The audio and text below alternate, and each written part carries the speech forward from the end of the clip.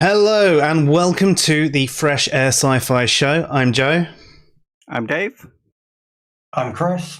And I'm Philip. And that was, if you saw it, a trial of a new intro. And it's still got some things I need to work out on it. Especially clicking the wrong thing on the way in, but shh.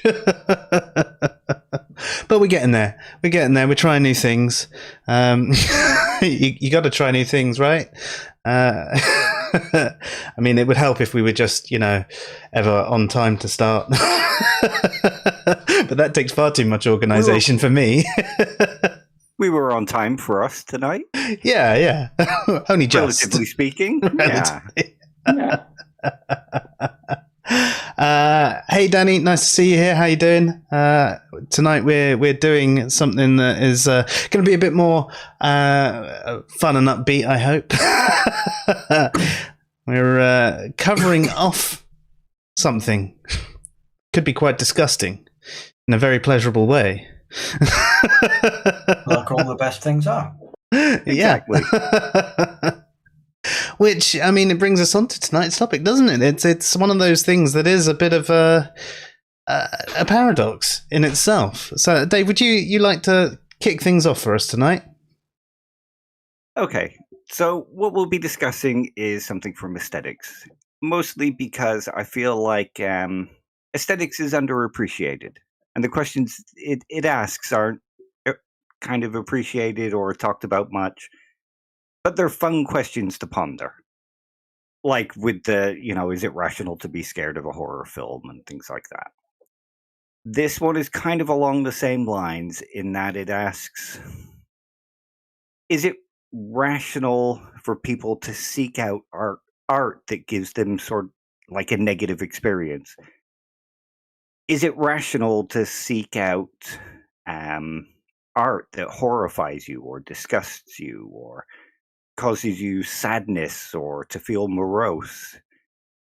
In life we generally don't like to feel those things, and we don't go around looking for those things. We don't go to the local hospital and say, excuse me, do you mind if we just watch your next operation? Are you allowed to do that? Because I might. Not since the Victorian times, I don't think. You just had to pretend you were a student. Ooh, I might be able to do it. I don't think it would work with your current degry. You might have been able to swing it with your previous one, but definitely not your doing some aesthetics research, honest.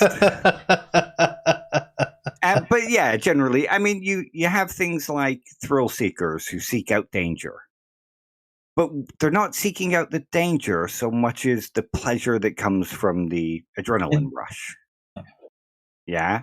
Mm-hmm. And like a fighter, they go out and they look for a fight, which causes them pain, but it's not the pain that they're seeking. It's the pleasure of the win or the fight or, that kind of thing. Sense of superiority. Yeah, it's for the positive effects. And generally, with anything, we seek it out because it gives us some kind of pleasure. Even smoking, we know it's bad for us, yet we still do it because of certain pleasures that it brings us. Mm. So why then do we go out and look at films, read literature, things like that horrify us or sadden us or things like that? And that's what the paradox of negative emotions asks. I mean, when someone looks at that, is there anything akin to the sort of, response that they get from other works? So, like you were talking about how there might be, say, an adrenaline rush from doing something scary and, that sort of feeling. Is it, does it end up being the same sort of response as that, that it's something that's, and then they feel better just from not looking at it anymore? Well, that's the thing. Oftentimes people see these kind of artworks and they don't turn away. They're not motivated to not look anymore. They're captivated, or they find something in it that keeps them watching. Is it like the old adage of, you can't help but stare at a car crash? Well, that's the other one to ask, I mean, people go out and when they drive by a car crash and they see a bloody body on the side of the road, they don't turn away. No. They actually, they've got a term, rubbernecking, for the whole experience. So why then do we seek out things that horrify us? I mean, in some examples, there's obviously going to be an easy answer to that, which is just fascination. Take, I don't know if you lot are aware of the Body Worlds exhibition. Is that the sliced Isn't one? that the, Yes. yeah. Yeah, which, I mean, a lot of people find that kind of thing horrific. I went to see it probably 20 years ago now, and I particularly found it mesmerizing and fascinating, whereas other people who were there were getting really kind of nauseated, and I saw people leave as soon as they walked in. I don't know what they were expecting. I mean, Yeah. they're fairly graphic in and of themselves, so they walk in, but then when they're faced with it all of a sudden, but they have gone and sought out something that they found horrific. But for me, it was fascinating. So. Yeah, so Yeah. there's the curiosity element there, which obviously in itself, because you're ticking some sort of box, even though it might be something that could be repulsive, and you might go, that's a bit gross, but actually, oh, and what about that? And what does this bit do? And oh, I never knew that when you slice it there, that's how that looked. In the example of, the exhibition you're talking about. And in the same sort of thing with a car crash, there's obviously the curiosity of, crap, are they going to be okay? What's happened to them? How bad are they injured? Is this what death looks like? There's Or almost a even, morbid oh, curiosity. Kind of, oh shit, that's what could have happened to me in car Yeah. crash as well. Yeah. But I think now, there's. Yeah, sorry. Go ahead. No, I I was just just want- going to say, you then have to transfer that to art, and would it be the same thing? Sorry, Philip. Yeah, no, I was about to switch sort of like gears a bit in the sense that I think some of it, especially when it comes to fear, can be linked to this. I think there's like pleasure to be had in situations where there is something that is genuinely sort of dangerous or sort of like you can recognize it as sort of a bad situation, but there's this sort of separator that you can rationally know is there. Like, for example, a movie screen or something, where you know that whatever is there cannot really harm you, but there is sort of this excitement of getting as close as possible while still understanding that, like rationally at least, that you're being safe in a sense. I And think there's something quite interesting though, because although, I mean, I absolutely agree, there is that degree of separation which means you know that it can't harm you. But then at that point, why are you still getting scared? There's still a part of you which does believe that there is actual, real, present danger. It seems that in itself is quite paradoxical as well. Yeah, that's the paradox of fictional emotions. Like Kendall Walton speaks about this, where when you're sat at the cinema, you claim to feel fear or have the emotion of fear that they blob on the screen, but it doesn't motivate you to call the army in, or you feel a tense moment in a horror film where the lead actress is about to be stabbed in the shower. It doesn't motivate you to call the cops on the killer on the screen.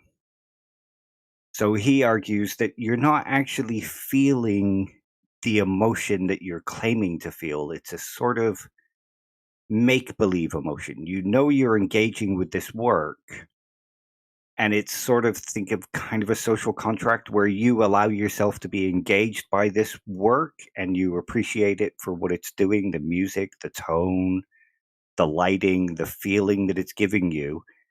And you allow yourself to enter into the world while still knowing that it's not a real thing. And you know deep down that it's not really fear, it's a kind of quasi-fear.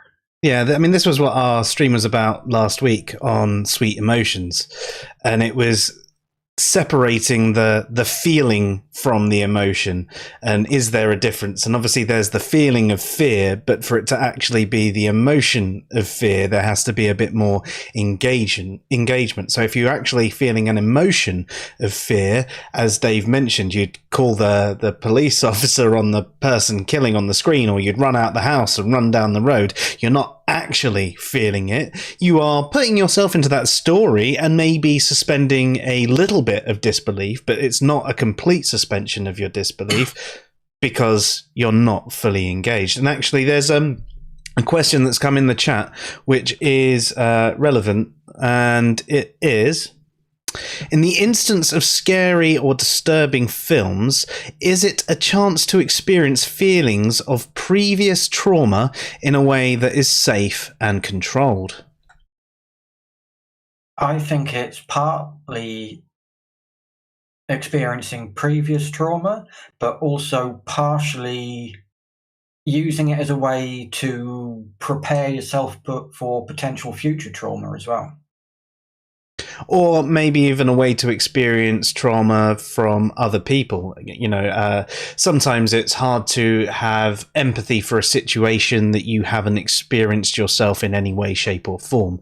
You don't understand what it's actually like until you have felt these feelings, and then you go, oh crap, right, I really understand why this person is in this situation. Another part of it is, just a flight of fantasy, a curiosity, as you mentioned already. Voyeuristic approach. Yeah. I mean, it depends on how you're engaging with the work. I mean, it could also be what Aristotle calls a kind of catharsis, where you have these experiences of emotions that you don't know how to let out. So by experiencing them through the proxy of the medium that you're watching, you can purge these excessive feelings. Oh, Danny's also put in a good comment. So, norepinephrine and cortisol are as addictive to your body as dopamine and serotonin. Fight or flight desires become sought after, especially if the feeling is nostalgic in some ways, such as traumatic incidents as a child, kind of like a Stockholm syndrome for the emotions. And that's a really great point as well, because there can be this addictive quality to these experiences. And again, though, you would then have to generalize that to literature or a painting, that kind of artwork, a statue. Like, film medium is very different to, say, a painting or a sketch or a particular photo, because films can use music to set a kind of mood. I mean, if you think about when we listen to music, it causes us to feel particular things. Like thrash has a sort of dark feeling to it. Older hip hop has a kind of bouncy feeling to it. That's why John Carpenter made great use of music during his horror films. Like, think of the Halloween theme. As soon as you hear that, you know that it's a killer chasing a victim. Yeah, the way horror films especially use music is incredible for how it kind It's of artistic. starts off kind of low in the background and slow, and builds up as a way to build the tension along with the visuals. It's very clever. I mean, I think all films... Sorry, go for it, Philip. No, I mean, you can tell in horror films, especially if you try to watch the same scene with the sound off, like it doesn't work. The difference is very striking, like more so than with other films, but it's like genuinely a massive difference if you don't. I think it's the same for other emotions in films as well. Like if there's anything that's overly sad or anything like that, it's the accompaniment of the music that drifts you down that way, the minor keys, and you just feel really somber, and it's just you're welling up before the thing's already happened. You're feeling the emotion before it's happened. Yeah. So I mean, what you mean there though, Dave, is how do you transfer something like that to, say, reading a book or looking at a piece of art? Now, with the exception of something like the piece of art that Kristen brought up, if you're talking maybe just a disgusting sculpture or something like that, is that sort of how do you transfer that?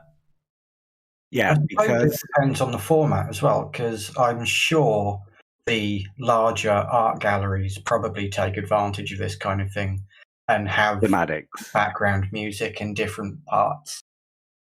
Yeah.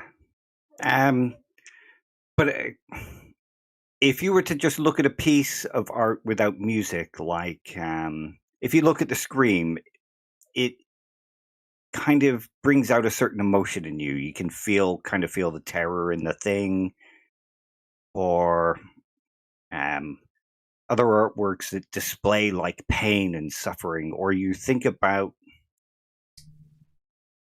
sorry to bring it round to religion, but if you think about the tale of Jesus being flayed and dragged through the city and wearing the crown of thorns, that inhibits a certain emotional response to you, and you don't need the music, but yet people are drawn to that imagery. That you can almost hear and feel. The pain, yeah. And if you bring it back around to, say, films with Mel Gibson's Passion, it's a pretty gory and brutal film, and people still go back to watch it and find something beautiful in it. Mm. Yeah. Like, I don't. I thought it was a terrible film, but I've never seen it. I avoided it. So I'm just imagining. I'm seeking out. Yeah, but if you think of like the tale of Anna Karenina, is it? Mm-hmm. Yeah. People are saddened by what happens to the heroine in that story. Like, they're overwhelmed by tragedies, and they'll feel sadness, and yet they'll still go back to these tales, and they'll actively seek out these tales. So it's not the manipulation of the imagery and the lighting, it's the actual emotion that draws them to it, as well as, say, linguistic structure, the artistry of the words, the poetry in motion, that kind of thing. Though isn't some of that feeling the opposite emotion, though? If you feel sad, if something actually makes you upset and bawl your eyes out, and you've watched, whether it's a film or it's a piece of art or something you're reading, afterwards you feel better. So you get that relief after the fact, and you're like, I feel quite content right now. So in that regard, if there's an extreme negative emotion, it's the positive after the fact. Are there any people that look for just the negative? That's the question, isn't it? I mean, is it just the negative emotion that they're feeling, or is there something more to the experience than just feeling the negative emotion? I mean, I think there's definitely something more, and I think to sort of connect with what Joe said, I think you can tell sometimes. I think it might be sort of subconscious, but there might be a part where you look at something that is happening that is bad, and you imagine yourself. You kind of transposing yourself into that situation.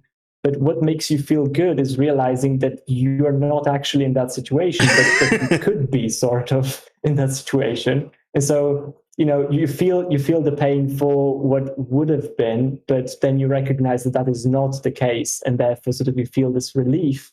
And maybe this relief is what you're actually seeking sometimes. Yeah. Because I think you can make it pretty easy. So sorry, go ahead.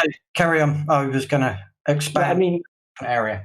Yeah, I just wanted to, I think it's there's a fairly obvious observation that for most people, if you just sort of give them the opportunity to watch sort of a painting of something bad and give them the opportunity to actually experience that, right? I mean, this might be a sort of an obvious point, but there is a difference because nobody, or most people at least, wouldn't choose to actually experience that thing. While looking at it still sort of is attractive to them. So there must be something that is qualitatively different between these two experiences to drive one towards one and not the other. If it's a pain thing as well, there are people who do enjoy pain. But again, that's a different response to feeling pain as pain. It's feeling pleasure as pain. Yeah, Not think of something necessarily. like Michel Foucault, who was very much into punishment, but got pleasure from it because of the bondage scene and things like that. Hmm. So there are times where the pain is the pleasure. There's also instances where pain is not being used as a pleasure, but exposing yourself to a certain amount of pain in a controlled environment gives you control over, well, Real life control over situations. the pain, Yeah. which then it's not that you're enjoying the pain, it's just that stuff hurts, but now this hurts and I've got control over this bit. There is the control aspect, but again, you're Yeah. not seeking the pain for the pain. You're seeking the pain for the control, or you're seeking the pain for the pleasure, or you're not seeking the negative for the negative. You're seeking the negative for the positive. Yeah, which also is where I was going to go before about you, where we was discussing how you go for sadness because of the cathartic feeling of pleasure afterwards. I don't think it's always necessarily the case. And what I would bring up as an example is music. I was your very stereotypical depressed goth kid when I was a teenager. And when I went and listened to slow, depressing Marilyn Manson songs, for example, I wasn't doing it because I felt a catharsis afterwards. I listened to it to be sad, but because somebody was producing a song about it, I didn't feel so lonely in my sadness because it was obviously Something you a can very identify with. Something Yeah. you can identify with. Something you can feel. This speaks to me. So again, it's not necessarily speaking to the sadness for the relief. And maybe I was too quick to say, well, this is this. I was sort of 80-20 sort of rule. But again, even with that, you're speaking of a different quality to simply just being sad. Yes, Yeah. normally at least. I mean, I'm sure there are times when people do listen to sad songs just because they want to feel sad for a bit, though. Well, Yeah, it's interesting though, like why people would want, like I can relate to that, because sometimes there's generally like I can feel this desire sometimes to just like sort of be melancholic in a sense, right? Like to feel the sadness for what it is, and I'm fine with that, right? I wouldn't say like that. This seems contradictory, right? But like I'm content in feeling that, and it's okay, and I'm seeking it sometimes because I don't know. It makes sense in certain scenarios. I don't know how to tell. I don't know quite how to put my finger on it, right? But it's still, I don't know. There's still probably something else there, right? That needs to be fulfilled. And sadness, of course, plays a role as well in general in life. And I think we shouldn't sort of try to avoid sadness in general and run from it. Like you can get into very bad places if you try to do that. I think so. There is a utility to that, and I think whatever that is, sort of this self-reflection maybe, or something at the bottom of this, is what draws you sometimes to these sorts of notions, maybe. Perhaps sometimes as well, it's a way to explain a situation or something that you're feeling yourself as well. There's something that you can. I mean, if you think about how there's plenty of different unseen illnesses, whether they're mental disorders or physical disorders or whatever, and it can be hard to explain that to someone else. But sometimes through these mediums, you can at least try and explain some of that as well. That's one of the arguments that comes forward in this. Like if we think about what Kristen has just said, Hume sort of speaks of enjoying a tragedy, because even though it causes you these feelings, the overall experience gives you something more. It gives you it enables you to feel something, and the overall reward for feeling that tragedy is more than the actual emotion that you feel, the negative emotion. and it's converted into something greater and something slightly more powerful. And the same, another one of the arguments is, like Philip mentions, it's about feeling the human condition. Art enables us to feel the human condition, and part of that human condition is those certain emotions like melancholy, disgust. And it just enables us to enjoy the human experience or understand the human experience. There's a few comments that have come in that I think I'll quickly go through now before we move on to the next bit. Danny says, personally, I stay away from horror and psychological thriller genres, much to my husband's dismay. I'm a rom-com buff. Nothing wrong with a rom-com. I do enjoy a good rom-com, but I love a good horror. The problem is finding a good horror. Most horrors are those jump horrors, and they're crap. Yeah. If you want a really, really good horror, don't listen to Dave's suggestions. Caveat was amazing. And Torkoff, is that another Dave? I think that might be who you are. Sorry if I've forgotten. Pain removed of its purpose, a warning of potentially mortal danger, it simply becomes another sensation. A sensation accompanied by some really good all-natural drugs. I mean, yeah, so that's along the lines of what we were saying. You know, some people might seek certain pain or other emotive things just to the relief that you get afterwards, or sometimes even during those things, but it could be some other reasons that you're searching for it as well. Icarus is singing along in the chat room.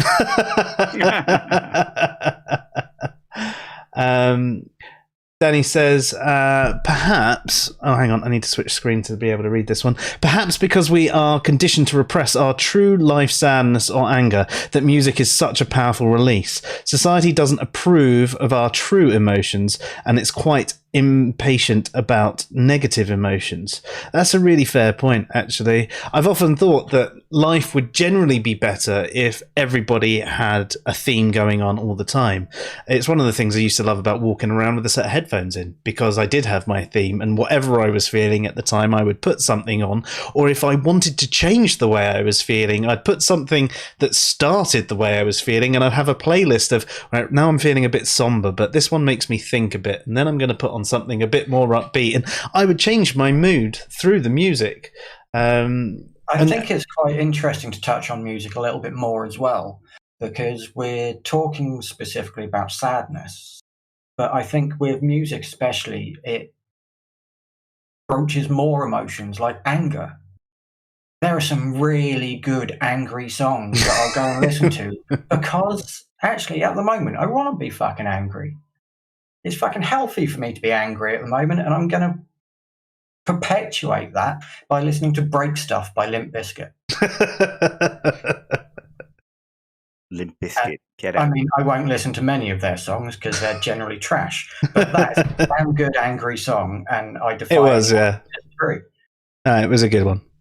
I think they had But about 3 or 4 good tracks. Is it really different to say that we can do it for anger and we accept it in its own right for anger, but then for sadness we're trying to look for something deeper, something else further on that we're looking for? Why is it different for sadness than it is for anger? Is the anger just anger, though? Emotions. You could say they're both purging of particular emotions, allowing you to express emotions that you are building up inside you that you don't have a direct connection to, and the music allows you to transform those emotions into something actual and release them. But I don't think that's right. It's kind of similar, right, because purging implies that you're getting rid of it.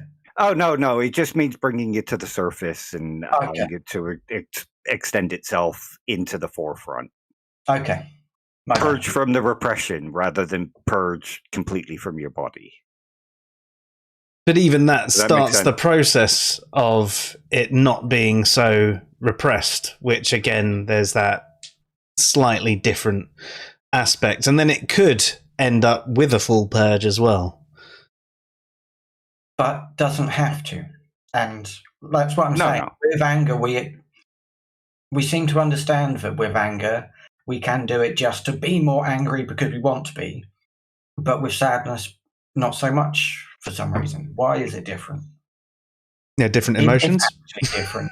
Yeah, I think because sadness tends to be generally sort of considered like, if you want to identify a spectrum of positive and negative emotions, you have sort of sadness and happiness on one side. So it sort of feels weird to talk about sort of sadness in terms of the final goal, while anger is sort of like a vector somewhere in between, right? You don't have to. It's not really sadness. You're not feeling really sad when you're angry. Sort of there's something else that is going on there, and I think perhaps that is why you don't necessarily feel the need to explain it so much as with sadness, which is generally considered sort of the polar opposite of what is generally considered something that people want or something. Yeah, that makes sense. Because I wouldn't even include anger as being on the same scale as happiness and sadness. Because I it's agree. not angry, but you can also be happy angry. Yeah. And you could sort of think of it this way, I guess. Anger is motivating. Anger will get you to do things, and it will prompt you to try and smash the system or stand up to your bully or something like that. Whereas sadness is more frowned upon because it creates a more of a solitude. It causes you to withdraw. It's demotivating. So perhaps in our societies, we're taught not to be lonely. We're taught to get ourselves out there and be motivated. So people are kind of drawn away from it just because of societal pressure and the solitude that it causes and the feelings of loneliness or separation, that kind of thing. So are we saying that we've probably got some significant pockets of emotions here, some that are more motivating than others? I guess, happiness, or at least the feeling of being content, you're generally not motivated to do much more. You might still be motivated to continue doing the same things you're doing, but if you actually feel content, you're not actually inspired to change anything or necessarily chase improvements that might make you more happy, but you're actually, I'm okay at the moment. And sadness, especially depression, and they are different, but can, as you mentioned, make you sink into a deep hole and not feel like you can move out of it. Not want to get out of bed. Exactly. But with anger, as you mentioned, you want to buck against the system or whatever is causing you this anger. It might take you a while to get angry enough to do what needs to be done, but you need that anger there to do it. What are other emotions that are as motivating or at least somewhat motivating in the way anger is? Lust. Jealousy. Yeah. I think boredom is one, and like this might feel counterintuitive, but I'm genuinely frustrated sometimes, especially now, because there seems to be this complete like war on boredom, right? Like you have to get rid of it at all costs, right? You have all apps and like thousands of apps on your phones that are designed to get rid of that. But I think like that is actually in some situations quite powerful, right? Because it's generally very hard to be bored for a very long time, and it is like sometimes helpful to feel that, because it motivates you to get up and do stuff, right, that you wouldn't otherwise do. But if there is something that can quickly kill the boredom, you never get to that effect, right? You never get to doing the thing that you would do, because you can kill it quickly, you don't have to feel it, and so you're just spending time on your phone and stuff. So I think that is actually something that I've experienced as well. Yeah, I think social media and all of that, you're right. There's almost too much entertainment at our fingertips now. Yeah. We're too engaged. We're too, you're getting that dopamine hit. Oh, look, I got that like. Oh, I got that share. Oh, yeah, on and on and on. And all of a sudden, I'll just play this game whilst I wait to see if someone responds to that message. And you don't have that point where you're bored and you go, All right, I'll go cut the grass. Exactly, right? Because if you're bored, right, like at some point you're just going to do the thing that you have to do, because it's like you either there sit for the next 3 hours doing nothing, staring at the wall, or you actually do something. But if you can kill the boredom, you're never going to get to anything, like at least most of the time, right? And so I think that is actually a big problem. At least, I don't want to overstate it, but it is somewhat of a problem, I think. At least I found in my life that is a bit of a thing that I have to be, mindful Actually, about. Danny agrees with you here. She says, I am driven to rash decisions by complacency. And I mean, that's going along the same sort of path. Yeah. Just catching up with the chat. Sorry, guys. Right. Luke says excitement drove him here, but he's on the way to watch Black Widow. Awesome. Well, enjoy that, dude, and he'll be here with us on Thursday to discuss testimony in a roundabout way. I watched Black Widow already. Any good? Good. It was all right. I loved it. I'm Really? not a super huge Marvel fan, but it See, was an enjoyable action film. I do like my Marvel stuff, but I'm not a big fan of either Black Widow or ScarJo. So, but you know, to each Florence their Pugh own. was really good in it. Who? Florence Pugh, the younger sister in Black Widow. Oh, okay. Cool. Yeah, I mean, it's still one I'll check out, but my expectations are low, which hopefully means I'll enjoy it more. We've got another one as well. Bat Bible says, after my first severe depression, I sought out extreme emotions. I think mostly to affirm that I could really feel them profoundly again. And then I was really happy I could be really sad again. That's actually a really good point as well, and something that I know I've experienced myself. I find especially when you get stuck in something like depression, it feels like that's about the only thing that you can really ever feel. It's sometimes mixed with a bit of anger, and that's just sort of where you're stuck. But it's interesting that you sort out extreme emotions. Is there anything that you'd like to tell us that you actually did? Danny finds apathy incredibly itchy. As in other people being apathetic, or you being apathetic yourself? Are you talking about how if you find yourself procrastinating over something, you start getting a bit itchy? Would that be a case of, like we were talking about, how we can be quite apathetic to the things that we need to do because we're so attached to these things and on social media and all of that thing, that we're not bored, and we do procrastinate over other things that we need to do because we've got our instant reward system at our fingertips? Is that the sort of thing that you find makes you itchy? And yeah, that's it. They're just talking about Black Widow now.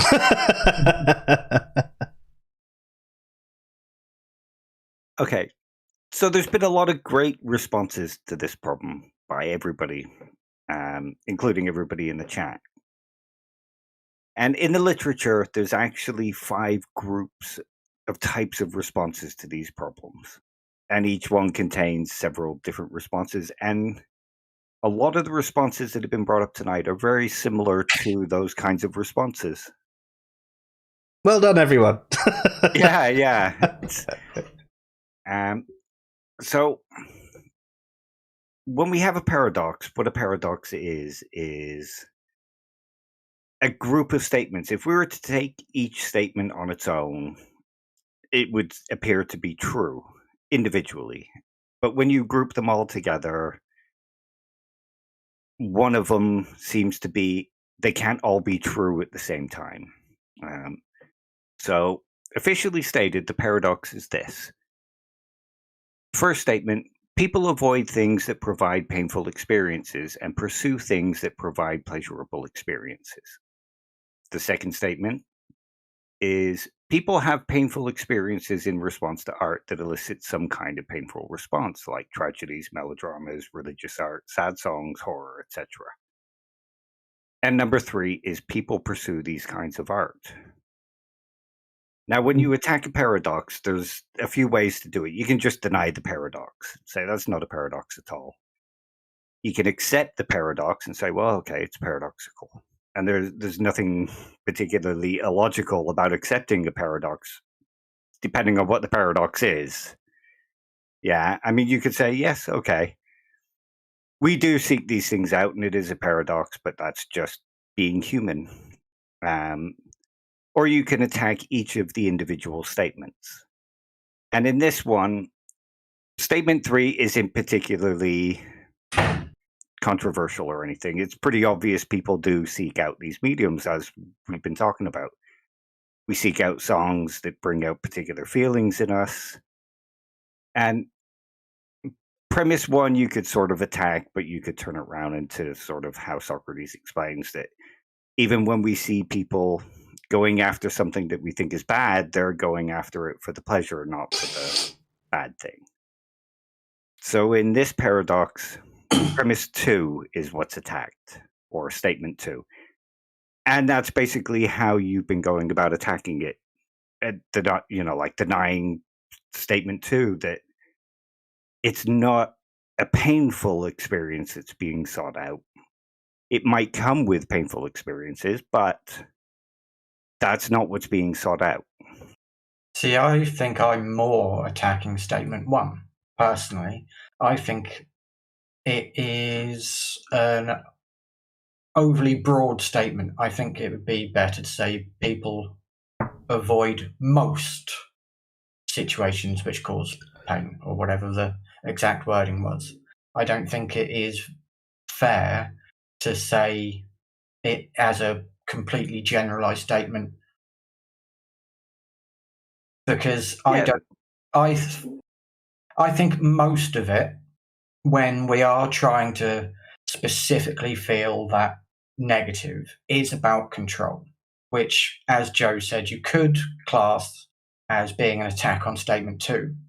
But I don't think it necessarily is, because you are still purposefully pursuing that negative, not for a different feeling afterwards, not for a different emotion. You're taking control of that specific negative emotion. So I would attack statement 1, not statement 2.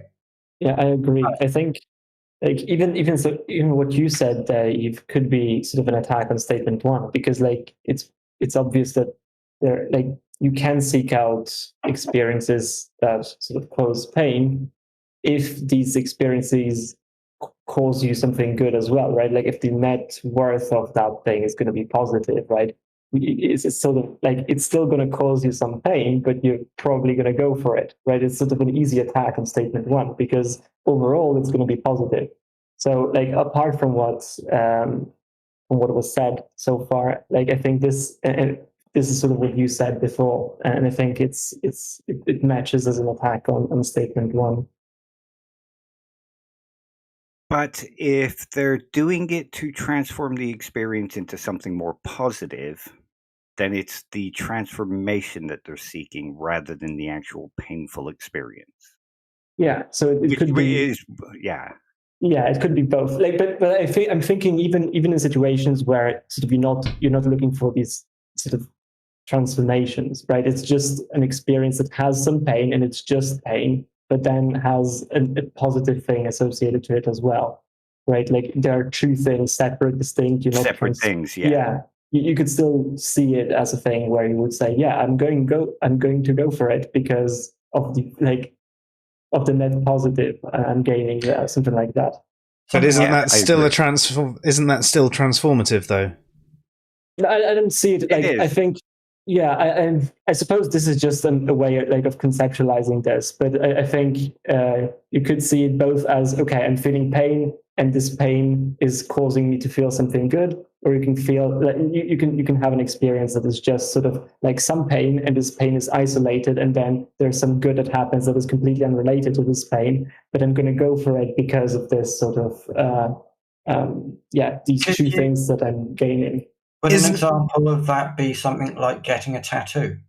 Where for example, purpose. You're not seeking pain at all. It's just a necessary. Yeah, that's an excellent example. It doesn't fit well into the art sort of category, I think, but this is a very good example. Or sort of performing on stage for someone where he has sort of stage fright or something, right? That might be a negative experience that someone has, and it's not because this experience is going to be transformed into something else, but sort of he enjoys performing as a separate thing, and he values that more or something. That could be another example. But yeah. But in that regard, is he actually seeking the negative experience? Yeah. What you mentioned there, he wants to act, right? So that's what he wants to do. And then the side effect of acting is stage fright, but afterwards he then feels good. And they're three separate things, but he's not seeking the stage fright in that regard. I would agree with that. Like, it depends. How was it worded, the first statement? Could you read it again?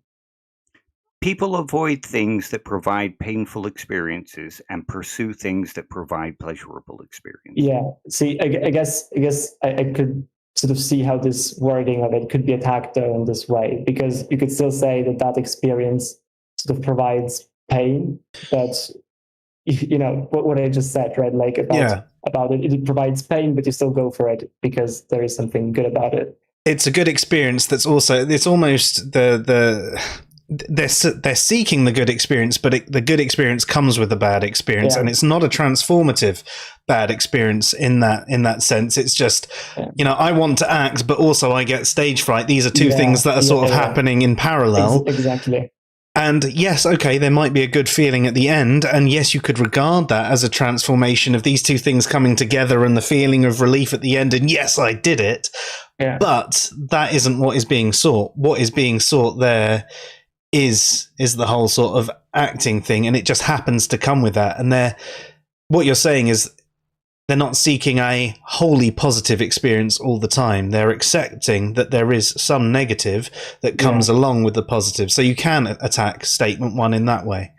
Yeah, I think you could rephrase statement one as well very easily. You could say something like, you know, people don't seek just negative experiences or something like that, instead of like experiencing that cause negative feelings or something like that, because at least in my mind, these are two different things, that one of which could be attacked in this way, and the other one is sort of seems like overall the negative experience is present, like is much more pronounced. And I think that would be harder for me, at least, to go against. Like, I don't think it's impossible, but I think it's harder for me to argue against.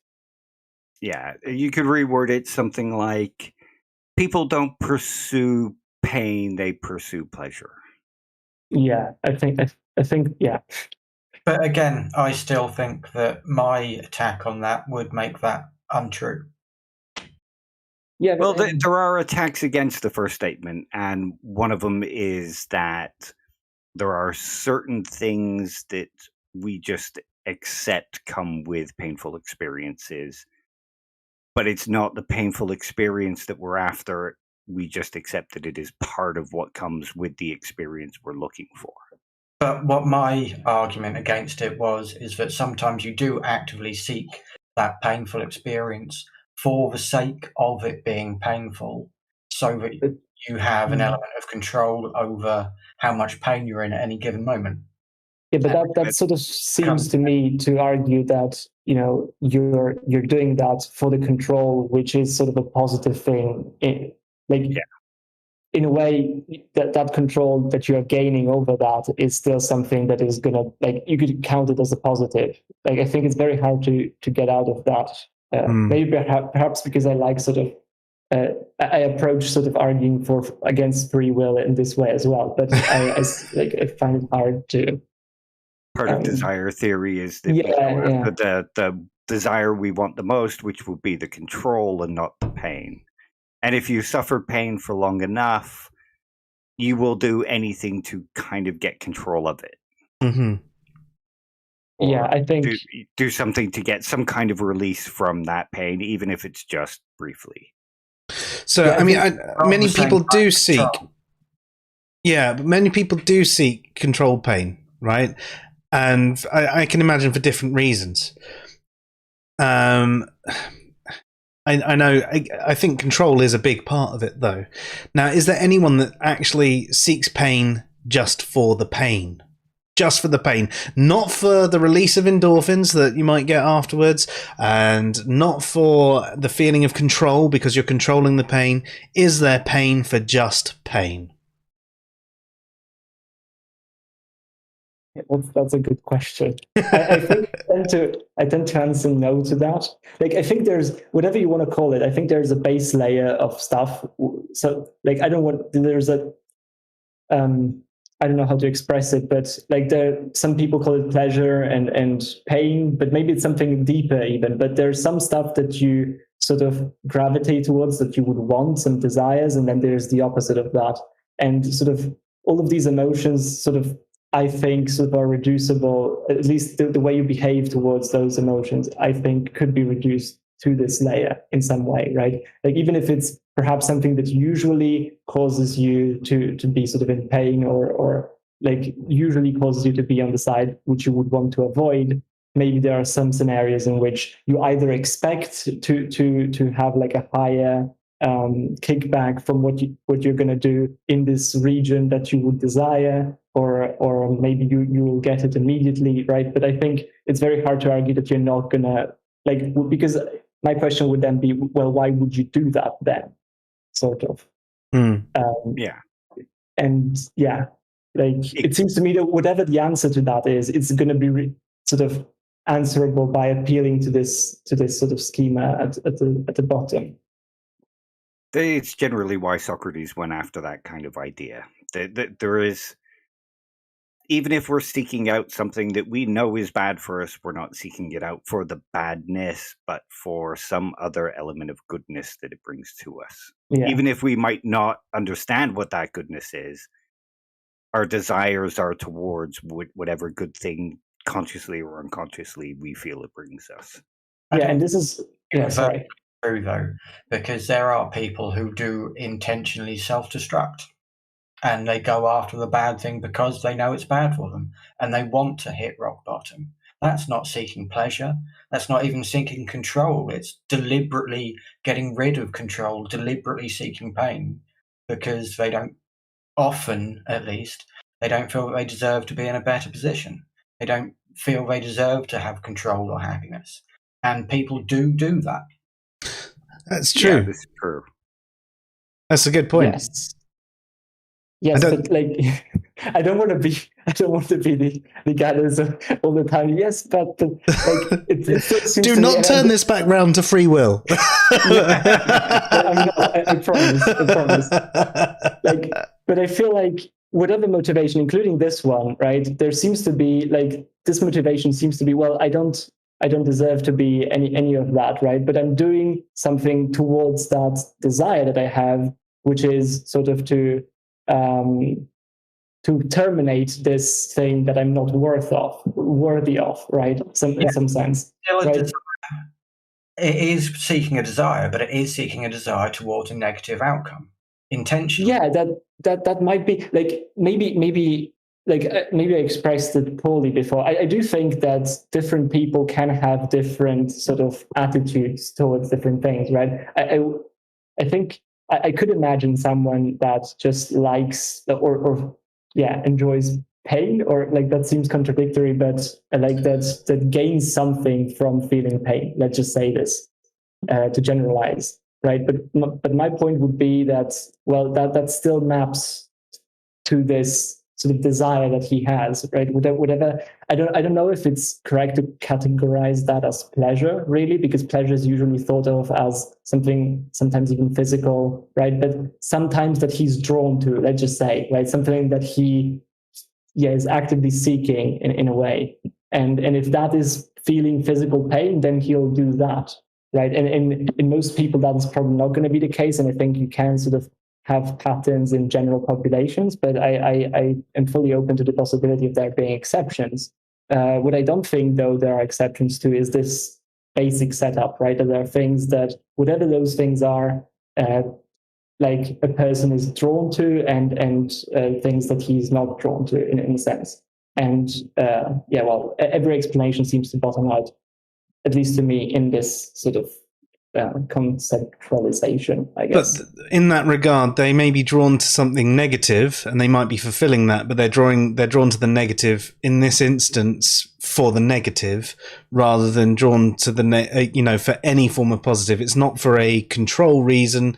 It's not to feel anything other than they're so low, they're undeserving. And Danny actually brings something up that's in line with this.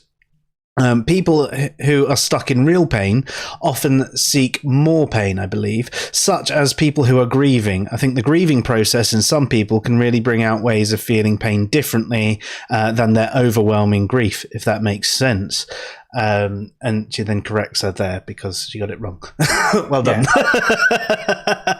I think that with that one, I would think that is to do with the control element that I was talking about. But with the self-destructive cycle, framing, yes, I do agree with you, Philip, about how it is still approaching or trying to reach for a desire, but framing it around this particular paradox, I think that does argue against it again. There isn't a desire or an ultimate goal of a positive. It is fundamentally negative at every level, and that completely argues against position one of the paradox. And I mean, I mean, in that regard, it's going to be people like that are going to be very few and far between in comparison to the general people. But it does, if we're taking that statement one as a rule for all, well, you've given an example that I think really works to say, well, no, it's not always that rule. I think statement two has been much easier to argue against because of most of these things seeming to have a transformative part to it, but there are examples where it doesn't. Yeah, I mean, you could use it to argue against statement one, but that wouldn't explain the average population going around and doing it, because there seems to be the average person who seeks out these things for more than just the negative emotion, or they don't seek the pain, they seek the pleasure. That's why I said when I initially attacked statement one that it should be rephrased to say most, not. Yeah. But like, it is incorrect. Yeah, I do think the. Sorry, go ahead. I was just going to say, I just took. There's a whole bunch of different ones in the way that this is worded. Like, you can have Tim O'Neill's version, Alan Smuts' version. You could go with Plato's. There is a whole bunch of different versions of these, and I just took this one from Alan Smuts' paper because that's what I was reading at the time. There are those that worded in a more general fashion as well. Yeah, I think if it's more generalized, I don't necessarily disagree with that. But in a blanket statement, I think it's demonstrably wrong. I think that demonstrated it. Yeah, I agree. But I don't know if I agree with the sort of saying that like self-destructive behavior is sort of negative at every level, in a sense that like from the outside it might seem so, but I don't think internally for the person doing that that it is for them. Sorry, Chris? It very much can be. I have been there. Okay. I'm not trying to argue against sort of personal experience of people.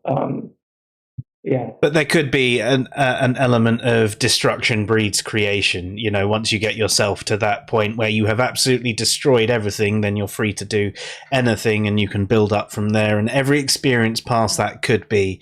And if you were seeing it in that way, I'd agree. It's a long-term transformative thing, but I'm not sure I would agree that everybody who is being self-destructive is actually thinking that far ahead.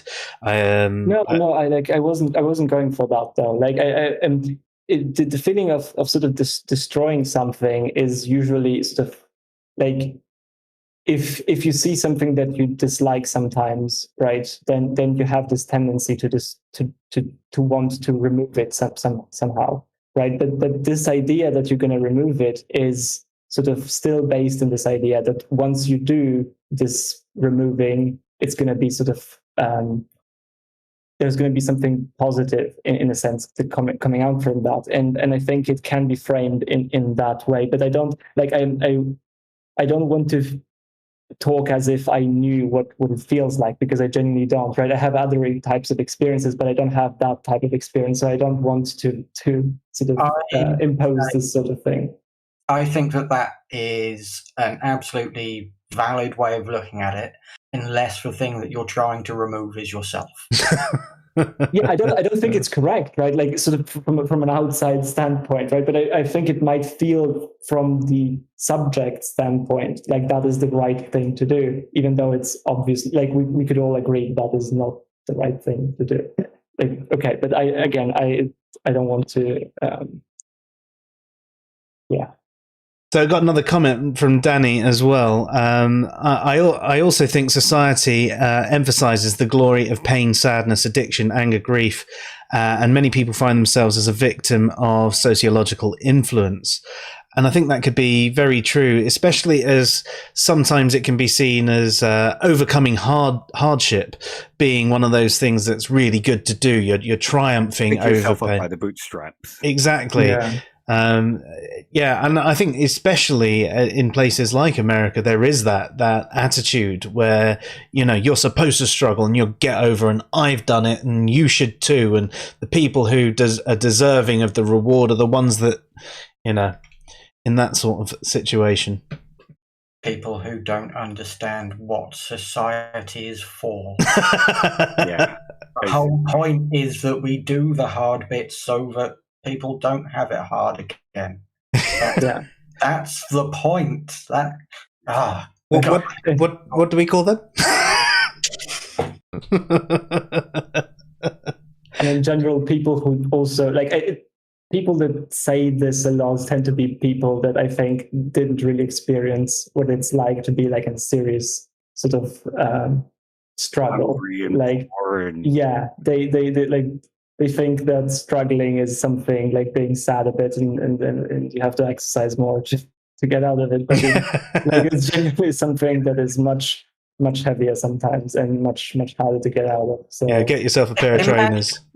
Just imagine if everybody had that attitude as society was developing. Like the first person to invent a bug. It's like, nope, I'm dying. Break it. You've got to come up with it. Fuck you. Like, farming? No, I'm taking that shit to the grave, bitches. Yeah, it wouldn't have worked, would it? I mean, it's even like at the beginning and middle of COVID, where people were going through serious financial issues because they haven't been allowed to work because everyone's on lockdown. And I mean, I was chatting with someone on Twitter who don't even know how I got into the conversation with them, but they were a porn star, and they were saying that people should have at least 10 grand in their bank account. It's their fault if they don't have that money there.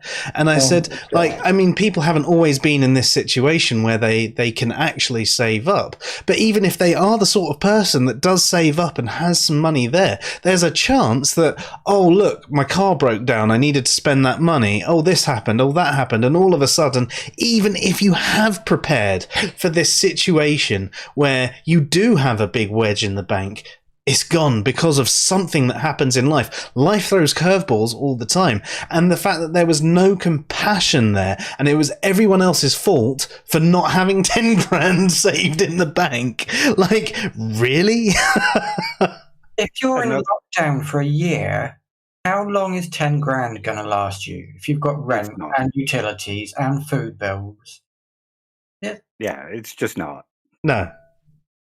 I mean, the funniest example of something like this that I ever heard was like a self-help guru in America.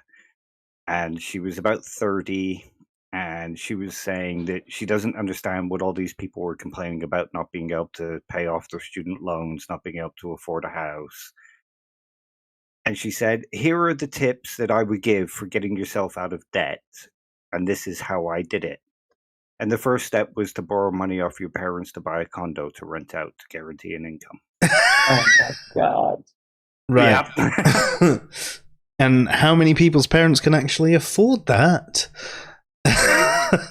My parents can't even afford to lend me a tenner most times.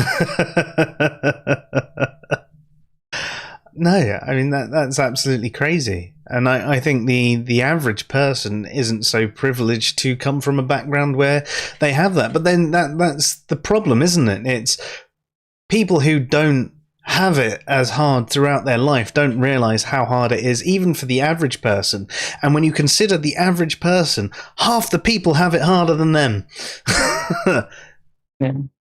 Yeah, this feels like the modern day version of sort of, they don't have bread, let them eat cake or something like that. Yeah. It's literally that, right? It's so like I dislike this sort of attitude a lot when I see it, because it generally lacks fantasy in terms of like how bad things can really be. Even if it's just sort of mental issues, right, and not sort of economic ones, it can be detrimental in a way that is debilitating and very hard to get out of. Well, in a really sweeping and clever way of bringing it back around to the topic. There's a topic. This is one of the arguments for painful experiences with art. They can teach us moral lessons. So by feeling the pain of those that we're reading about or watching, it can teach us moral lessons, like not everybody can afford to borrow money off their parents to buy a condo. Or not everybody had, people struggle. There are orphans who can't afford to kind of feed themselves, or they're in dangerous situations. So it can teach us moral lessons and kind of increase the amount of empathy that exists within society. So long as the people are actually understanding what they're watching and taking it in and learning those moral lessons, of course. Yeah, I mean, some people do still get quite resistant to the ideas that are put in front of them, and then go, well, they shouldn't have been poor in the first place. They're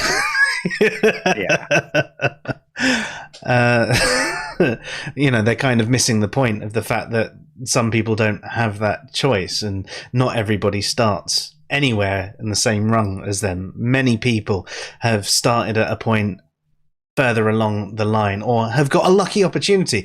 Some people have really started bottom rung but somehow got lucky, and it's very rare, but it does happen. And then the crazy thing is, this person that got lucky and suddenly is doing really well in their life forgets what it's like for everyone else who was like them, who didn't get that lucky break. Well, it's their own fault they didn't get one. Well, really? You got lucky. You got picked out of a crowd. But that doesn't feel as good as saying it's because I did the right things and I made the correct choices, right? And because it doesn't feel as good, it's just you cannot attribute it to luck, right? And that's how it gets started, all of this.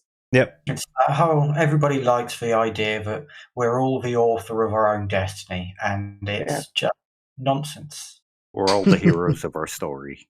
Yeah. I'm not. No, I'm not. I'm the fat guy.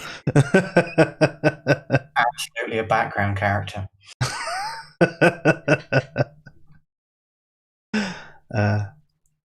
Okay. I just want to... Danny asked a little while ago if I could address... Yes, I was going to bring that one back up. That's what I was just scrolling up through the chat to find. Can potentially cause a consistent negative emotion. And I think it's kind of difficult. I think it can certainly exacerbate things that are already there.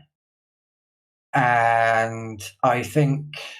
So say listening to a depressing song, whatever that song might be for you, if you're in a good, happy, bouncy mood when you listen to it, even if it's a song that will make you burst out into tears when you're upset, I don't think it's likely to bring you down out of happiness. Unless it's attached to an experience that, Yeah, that's fair. I was going to ask if we could touch upon things which are actually properly triggering in a little while. But as to the question that Danny asked, I think it can certainly be used to perpetuate it.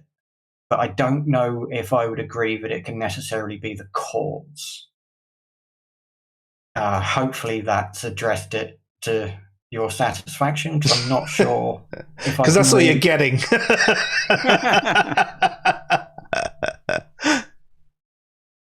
But yeah, it depends what we mean by consistent as well, because a consistent negative emotion can be just being sad for ages, or it can be depression. And I don't think music's going to cause depression unless it's, as Joe mentioned, something that triggers a proper emotional, traumatic recollection or experience. But certainly perpetuating. Mm. I mean, an example of what I meant there is there's a couple of songs that were my dad's favourite songs. And, you know, sometimes, even if I'm in a good mood and they come on, they make me cry. Sometimes they don't, you know, but sometimes they have that power over me and it completely changes my mood, because it puts me in a time of remembering things with him and thinking about things that I can never experience with him again. And that is because it's not the music that's the cause there. It's the music caused the memory, which caused the sadness and so on. So it's not a direct cause of the music in that regard. Yeah, I agree. Going back to what Kristen said about trigger warnings and trigger responses, that's something that I was hoping to bring up later as well, as a sort of side effect of one of the responses to this paradox. Okay, so I'm thinking maybe go through some of the more common responses, and you'll recognize some of these because a lot of them are what you've all brought up. Sounds So good. The first group of responses are called compensatory explanations, in that the negative emotion brings with it some kind of reward. So the first one, I'm going to have to go to my notes here because there's a lot of them and I can't remember them in order. I'm not that bright.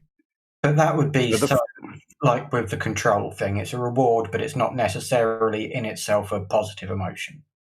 No, exactly. It brings about something in replacement for the feeling that it's more than just the negative emotion that we're seeking. It brings us something further that compensates for us having to deal with that emotion. And the first one is one that I mentioned earlier, Aristotle's doctrine of catharsis. So this explanation is that the kind of artwork that we're engaging with allows us to purge or purify excess or unruly emotions through engagement with the work. So, like listening to a sad tune might help us purge an excess of sadness, or watching a horror film might help us to get rid of some of that excess nervous energy. If we're feeling melancholy, engaging with a work might help us to bring out that melancholy and deal with it, that kind of thing. Yep. So, I mean, that's akin to quite a lot of things that we've already said. Yeah. The second one in the compensatory is the value of knowledge. So this kind of art can teach us truths about the human experiences and the emotions that are attached to our human experience. So we can learn what it means to be human. We can learn what it means to engage in the kind of emotions that we might not necessarily deal with in our day-to-day lives, but we know others go through, and it teaches us more than our own experience of the world, but others' experience of the world. Kind of getting an emotion by proxy.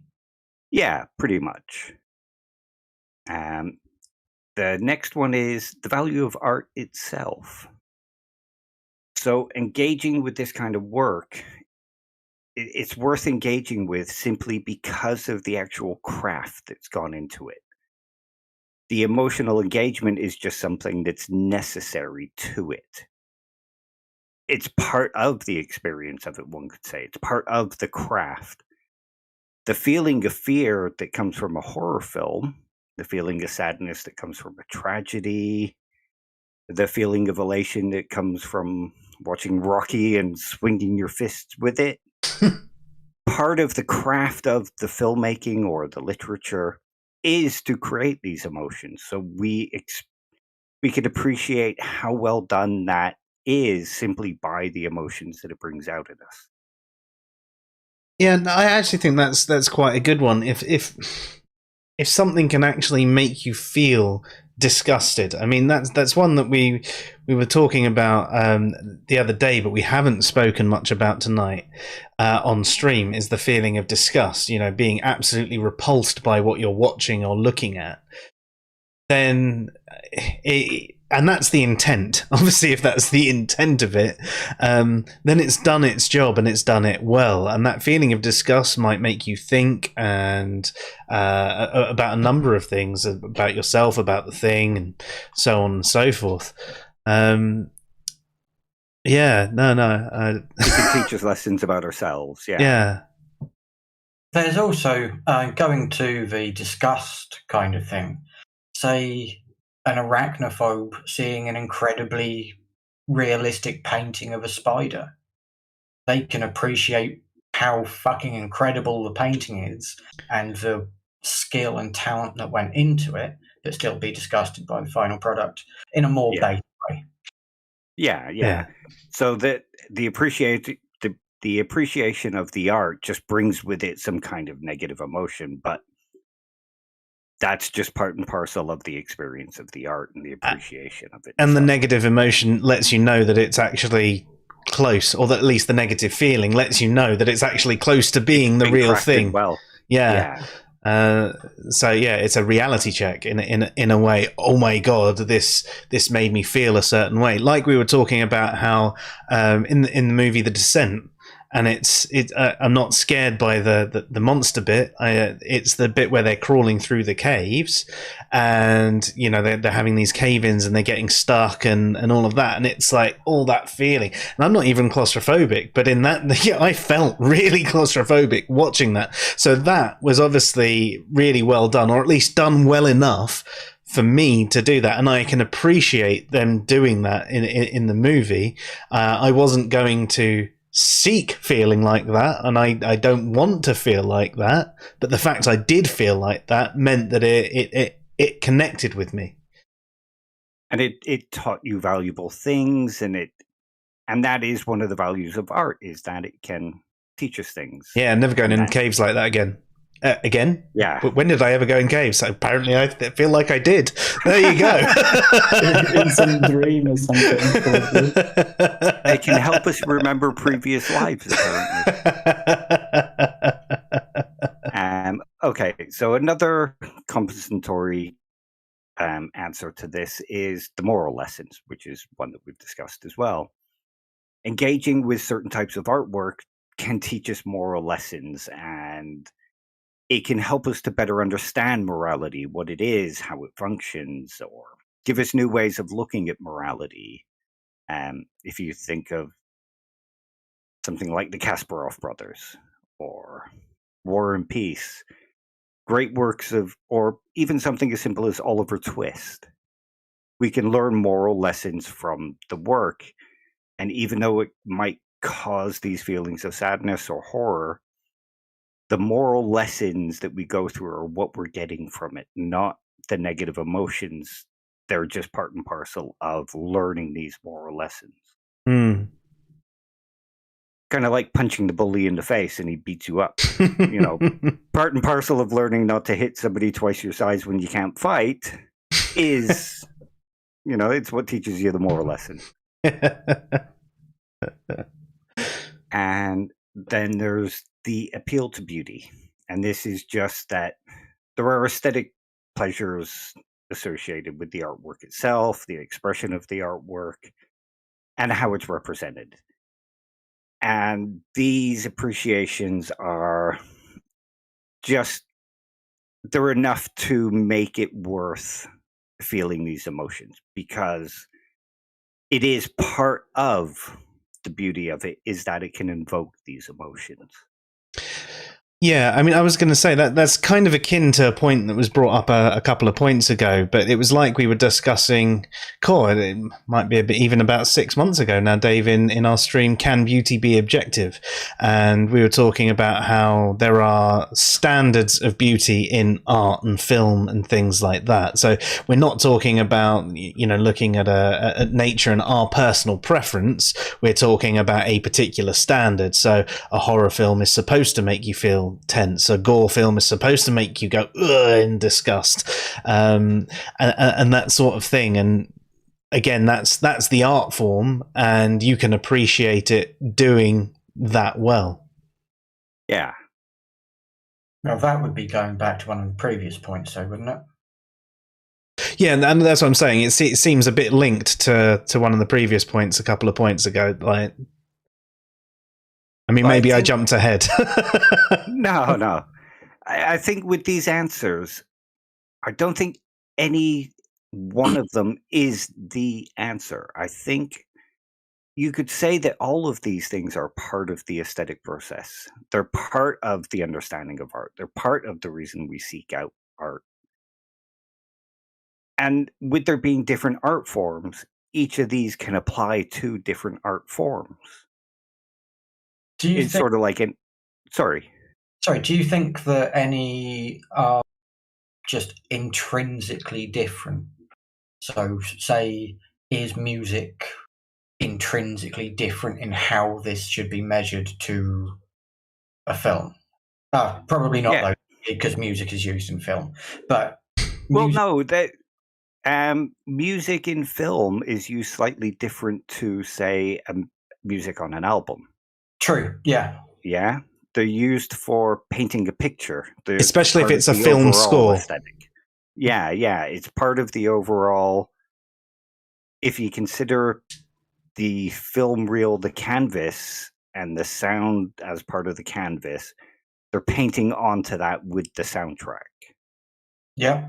Whereas music, like listening to Beethoven, listening to Limp Bizkit, God knows why anybody would, listening to Slayer, or even Robbie Williams, they're all very different kinds of music who elicit responses in different ways to different people. Or even sometimes to the same people. Yeah. Sorry, Kristen, I missed what you said there. I was saying I listened to a worrying amount of Robbie Williams. He's got a couple of good songs. It does. Is an incredible song. Which one? Karma Killer. I don't know if I know that one. It is so good. I remember hearing back in the days when I used to go to gigs and things like that. One of my favourite bands was Pitch Shifter, and one of my friends had met Robbie Williams at a previous Pitch Shifter gig. Apparently, he was a big fan of them, and he had said in a magazine interview that I've never seen. So obviously, this is purely anecdotal conjecture, but apparently he wanted to do some industrial tracks, and I was like, oh, that'd be really good. And I have been waiting about 20 years for this. So Robbie, if there's any chance you're listening, where's your industrial album, man? Karma Killer includes the line, I hope you choke on your Bacardi and Coke. And it's not I don't know what is. And also, do you remember Gary Newman? Yes. Yeah. He's got an industrial song which is fantastic. I'm sure he does. I mean, my favourite one is the one that he the cover of his own song, Cars, that he did with Fear Factory, and his singing on that track. But I mean, that's obviously turning it into a bit of a nu metal track back in the day. But I can imagine that he has done some good things. I've not heard it. I'm imagining that it was actually good. But diversion aside, I also wanted to ask, so we've touched upon music and film and painting. We've touched briefly upon literature and stuff like that as well. What would your opinions as a group be on how this applies to video games? So, I think video games, the big part of that is the achievement of completing it. You don't generally play a game to hate it, do you? Most games have some form of goal. Even games without a story have some form of reward. I mean, for example, Minecraft on creative mode, it seems pretty pointless to me, but I can understand why people enjoy creating these things out of nothing. They get to play God. So I don't think that. I think games are very much reward system based. Have you got an example of a game that you would never get a reward feeling from? No, but there are still. So this is approaching it from this whole compensatory approach still, but there are games which are designed to make you feel sad. Is that as in the story? Yes. Yeah, I mean, then that's just going back to the whole engaging with the piece. If it actually manages to make you feel that way, then it's doing the right thing. It's like a couple of the points that were raised. The appreciation of the craft. Yeah. Have you played Life is Strange? I No. haven't played it. It's good. But there are certain games where, if you think of like a survival horror, they're crafted like a horror movie, but you're immersed in them, and part of the art of a video game is to get you immersed in it. So even though it makes you feel scared, it's the engagement with the craft that you appreciate. Yeah, this is kind of part of why I was bringing them up, because they're so different as an art form, because your interaction is active, not passive. Yeah. I think all of the things that we said so far can be applied to video games, but especially like there are some things that are even more sort of applicable to video games, I feel, or to a greater degree, especially because like it seems that they bring you closer to this sort of glass wall, to the experience of how you would actually feel, because you have some agency. You can interact in certain ways. And I think actually, speaking of sort of games, I think role-playing games like sort of Dungeons and Dragons and stuff are sort of even furthering that. I had to bring it up. I'm sorry, but No, it's perfect. Like, because they give you even more degrees of freedom in this, and you actually can like you have so many degrees of freedom that is like, apart from your sensory input data, right? It's very close to how you would actually, or you can sort of act how you, or imagine how you would feel in that situation. If No one's got a rule book on them, have they? Yeah, so we start on page 12 and But yeah, that's a really good point, because like when my current character dies, I will be genuinely sad. A lot of time and emotional investment in this character that I've spent literally hundreds of hours crafting and growing, and I think there's a very strong power in there, in the sense of exploring different ways of thinking and living and sort of emotional setups as well. I think because you have this freedom to create sort of anything pretty much, both world-wise and in terms of how you want to approach the game, I think there's a lot of power there in terms of really sort of experimenting as well with both sort of attitudes you can have towards life, but also sort of emotional, again, engagements and all of that. So that, I think these are very powerful tools. Actually, along those lines as well, if you've ever played an MMORPG, especially if you played some of the early ones, I really got into EverQuest, which was years and years before World of Warcraft came out. And it was actually one where you basically trained up everything, your ability to run, your ability to swim, your ability for a particular conjuring skill. And if you hadn't practiced your spells, they might fizzle in battle and things like that. And absolutely absolutely everything was tied in. Everything you had to train up to make sure you could do it. When you died, you could go and rescue your corpse, but it would decompose, and if you didn't get it, you'd lose it. There were people who actually ended up committing suicide because they lost their corpse and they lost their epic weapons and things like that, because they died in an area that was too dangerous for them to get, and their body decomposed and everything was gone that they had.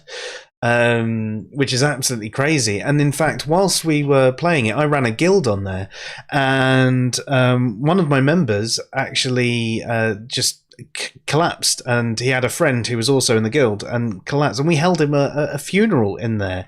And it was all text-based at the time. You didn't have everybody on there, but it was such a real world. You were fully engaged in this mystical world, and it was really hard stopping playing the game, after having played it for a few years, and it's just like, I'm not really getting anything out of it anymore, but I also can't let it go. It's kind of like my other life. So I can imagine it's a similar sort of thing for how you feel about your D&D characters and as well. It's, yeah. Yeah, I think like D&D in general is a very interesting art form. Like I know this is sort of on a tangent, but it's very interesting because you can explore genuinely things that wouldn't be explored usually in both in video games and in film and in books, because it operates on a different time scale. It can afford to look into moments that usually wouldn't be looked into, and it's sort of like at a much sort of lower level in a way. So I really think there's a lot there that is very interesting in terms of both psychology and also like related to the topic.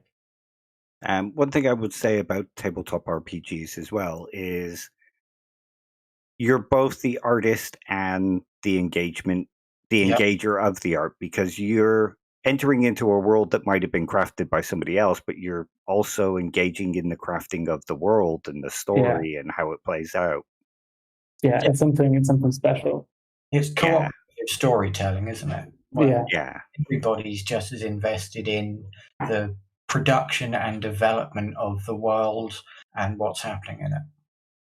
Are you saying that tabletop RPGs are communism? Yes. Oh, the Americans will stop playing it now.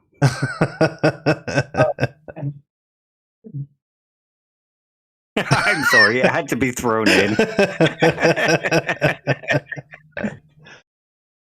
Yeah, I just wanted to touch on whether we considered video games to be in the same kind of area with this, because I do think that it's unfair that a lot of people don't consider them an art form, because there is a lot of craft, there is a lot of vision, there's a lot of everything that goes into art goes into video games, and painting it as kids' entertainment where you're a little red plumber running around punching bricks just isn't what it is anymore. And I think this kind of discussion applies as much to what they are now as it does to any other art form. Oh, even then, back in the day, there were RPGs. I mean, there was Mystic Quest Legend. I think in America it was called Final Fantasy Mystic Quest. And that was I think that was on the Super Nintendo. And I mean, even that had a pretty good story, especially for a kid.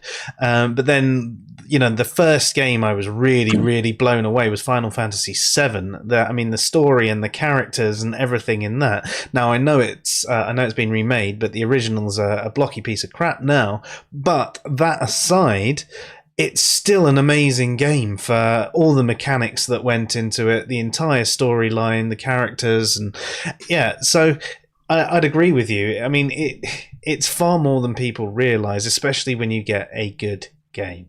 And I think that's like we're saying, we've mentioned, a good horror movie.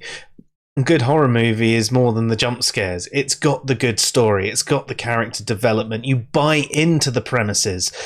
It's the same with a good game. You know, don't get me wrong, you can have a throwaway terrible horror movie that you find entertaining. You can have a terrible game that you find entertaining too. You know, there's different reasons you might be playing these things, but when we're talking about a game as a form of art, we're talking about that top shelf sort of stuff. Yeah, absolutely. Even if you were to sort of say, well, no, it's not art. If you were to take Thomas Hulke's distinctions between art and kitsch, it fits the bill for what he argues is art.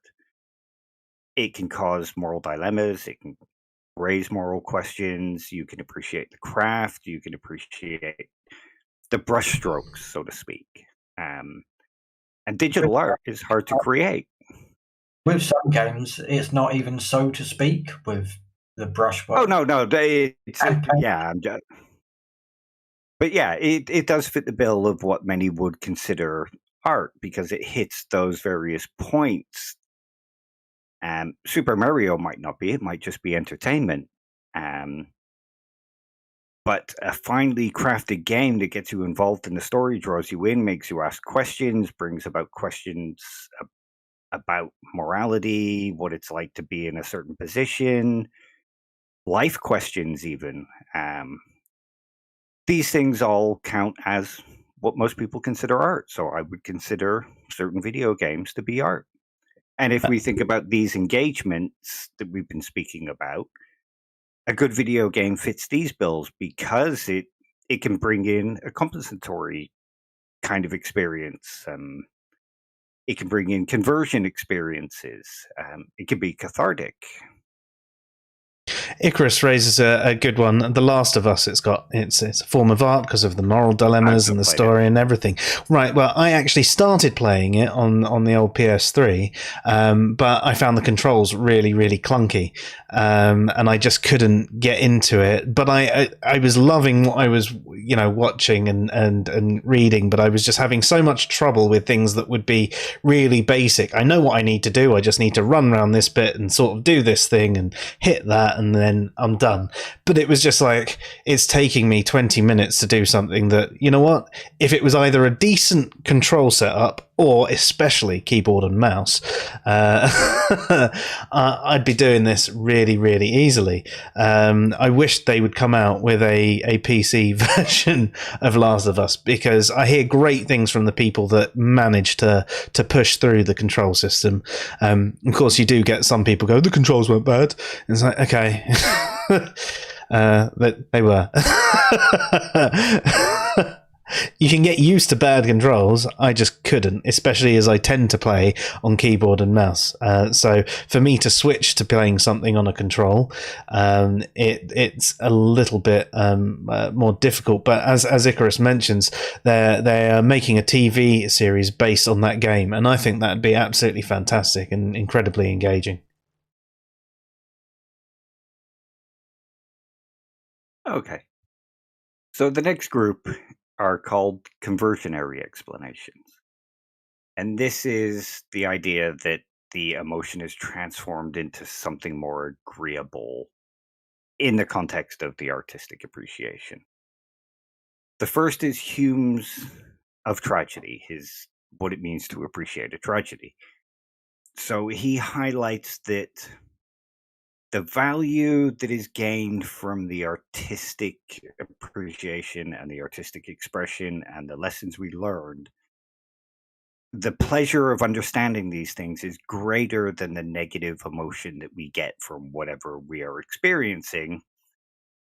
And as such, it doesn't just envelope those negative emotions, it overwhelms them and overpowers them. And it is a greater experience than the actual negative emotion. And that he feels that's why people are drawn to these things. In a simplistic explanation. Mm-hmm. The next one is, there are no real life implications of the negative emotions that we feel. So the spectators, there's no real life kind of implications. They call for no actions and they cause no real harms. Therefore, the emotions themselves must be so altered by the conditions that they come from that they are recognizable as said emotions, but still that they are not recognizable as said emotions, but are still capable of being experienced, enjoyed for the sake of the experience. I mean, in And that this- regard, that comes back to them being feelings rather than actual emotions. Emotions, yeah. It's sort of like Kendall Walton's explanation of quasi-emotions. And this is where I wanted to touch on Kristen's thing about triggering experiences. Because for some people, if you grew up in an abusive household and you watch a film where, say, the father's beating the mother, that might trigger an actual proper emotional response that causes you to turn off that TV, or causes you to avoid reading that book about the boy who was kidnapped, or the 3 females held in a basement and constantly tortured in Minneapolis or wherever it was. It's something that I've seen discussed a lot recently, which will now hopefully stop somewhat with football. And because a lot of people have been in situations where England loses and their partner decides that's a good enough reason to beat the shit out To of you. beat them, yeah. So now, anytime they see a football match, it does actual, genuine emotional harm to them. There's actual, real damage being done by this triggering event. And I think a lot of people don't really understand that as well. People look at trigger warnings and think, no, I'll just grow up. It's just an emotion. And it's not. It's not, no. It's something deeper within your psyche that's brought out and causes you actual emotional harm. So, to some degree, the no real life implications isn't quite accurate. And because there are people that do actually feel genuine implications from the experiencing of the painful emotion. But again, it sort of comes back to they are a particular set within that set, and most people don't experience them, yet still go for that art that produces that emotion. It's another broad strokes thing as opposed to. Yeah. Okay. The next group is called the organicist explanations. So the experience, the emotion experienced by viewing the art is an essential element in the total experience of that. And it's not the emotion that's desired, it's the experience. So when you think about something like tabletop RPGs, or a game that draws you in, or a good film that draws you in, it's the experience that you're enjoying. Mm-hmm. Like I watched A Quiet Place 2 the other week, and that was what I enjoyed, hearing the speakers, the creatures coming up behind through the rear speakers, and the music slowly building up.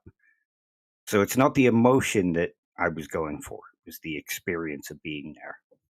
This is something that we discussed before quite a while ago, actually, because we were discussing how I didn't really get into watching horror films because they don't scare me, and I don't see the point in watching a horror film if it's not achieving the emotional response. Like my example was always, you wouldn't watch a comedy film that doesn't make you laugh.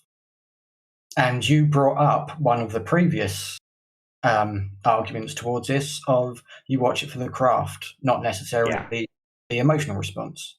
So, Yeah, that's why I watch horror movies. Yeah, we've had a version of this discussion before without even realizing. Yeah.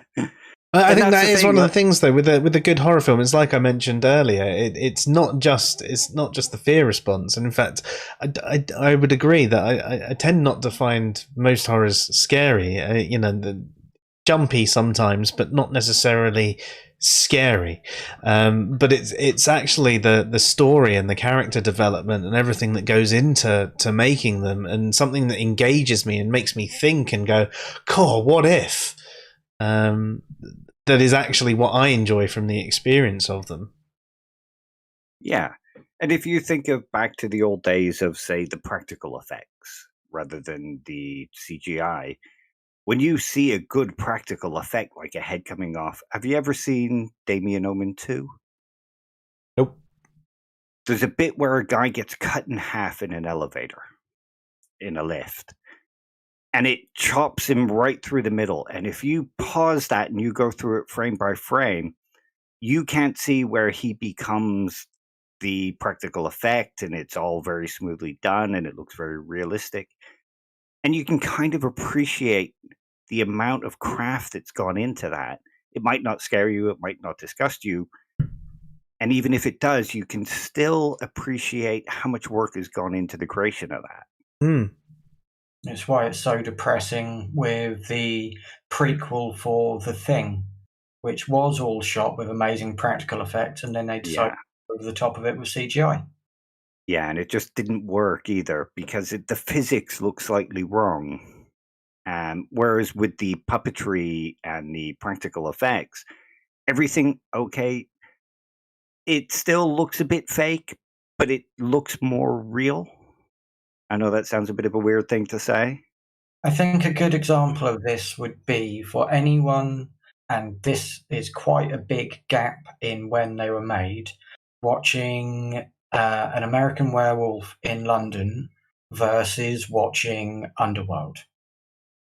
I don't watch Underworld. Really? I really enjoyed them. I think they're good films, but if you compare the werewolf transformation, the stuff in Underworld is really good CGI where it's done, but even though it's, probably 30 years later, it doesn't hold a candle to something like American Werewolf, because the effects in the rest of that film are shockingly terrible, but that transformation scene is horrifying today. You can feel his pain.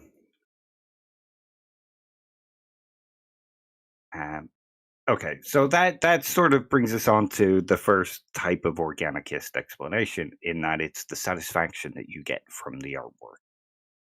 And you can sort of get Okay, Joe's laughing.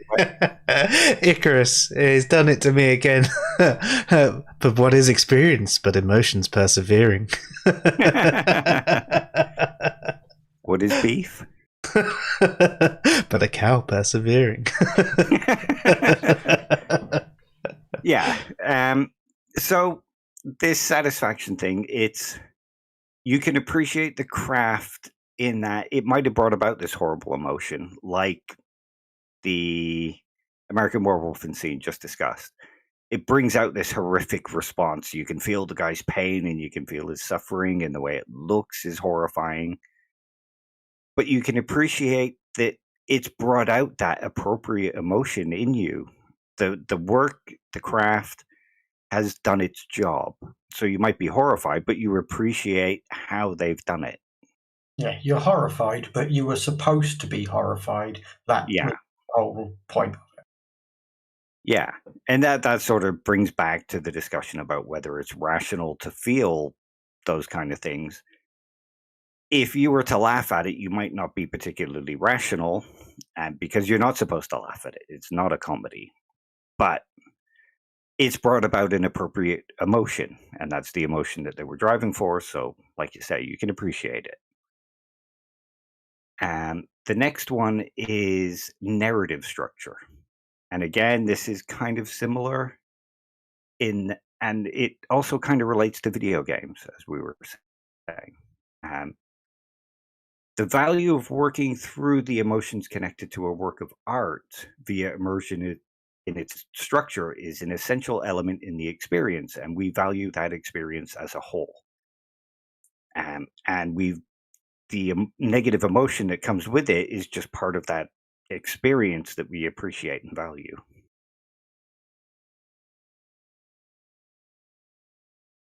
Okay, the next group is revisionary explanations. Negative emotions, nor the feelings they include, are intrinsically unpleasant or undesirable. So there is nothing particularly odd about appreciating art that includes such emotions or feelings. In other words,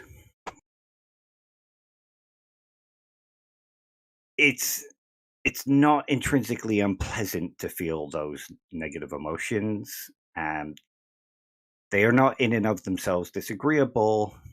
They can be unproblematically enjoyed as such. The negative part about negative emotions is based on the evaluations of the objects of those emotions. So, losing a parent is a different type of negative emotion that comes with a kind of intrinsic unpleasantness, which is different to feeling the horrifying nature of the American Werewolf in London scene. There's nothing particularly intrinsically unpleasant in that, because it's just the object is some make-believe thing that we see and we just enjoy. So it's detaching it from reality. Yeah. It's not, You could say that it's bad, like that feeling those emotions is usually bad because of the things that cause the feeling. Cause sort of, yeah. So because like the bad thing is the parent dying, not the emotion itself. So if the emotion itself exists removed from the bad thing happening, then there is nothing wrong with it. There's nothing, yeah. Which I kind of like this one. Yeah, I agree. Yeah. It lost me for a moment because it sounded like it was just saying bad things aren't intrinsically bad. It's like, well, no. Yeah, I probably didn't explain it very well. No, I get it now. Yeah. Okay, and the final group is deflationary explanations. So, despite appearances, there are no negative emotions or feelings that are actually aroused in us by these artworks. So, the first one would be considered artistic emotions. The emotions that come from art are only analogous to the emotions in life experiences. They're distinct from the life experience emotion in a sort of pleasurable tone, motivational tone, and behavioral implication. And these differences mean they are not the same kinds of emotions or feelings. So, like we said earlier, we're not motivated to call the cops on the killer, even though we have this feeling of terror about what's going to happen to the person on the screen. Yeah. They don't motivate us to do things. So they're not the same kind of emotions that we would feel if we were experiencing those things in real life. So kind of like with the film Coco, when the grandma dies, I cry, but it's not the same emotional responses I'd have when my grandma dies. Yeah, it's analogous.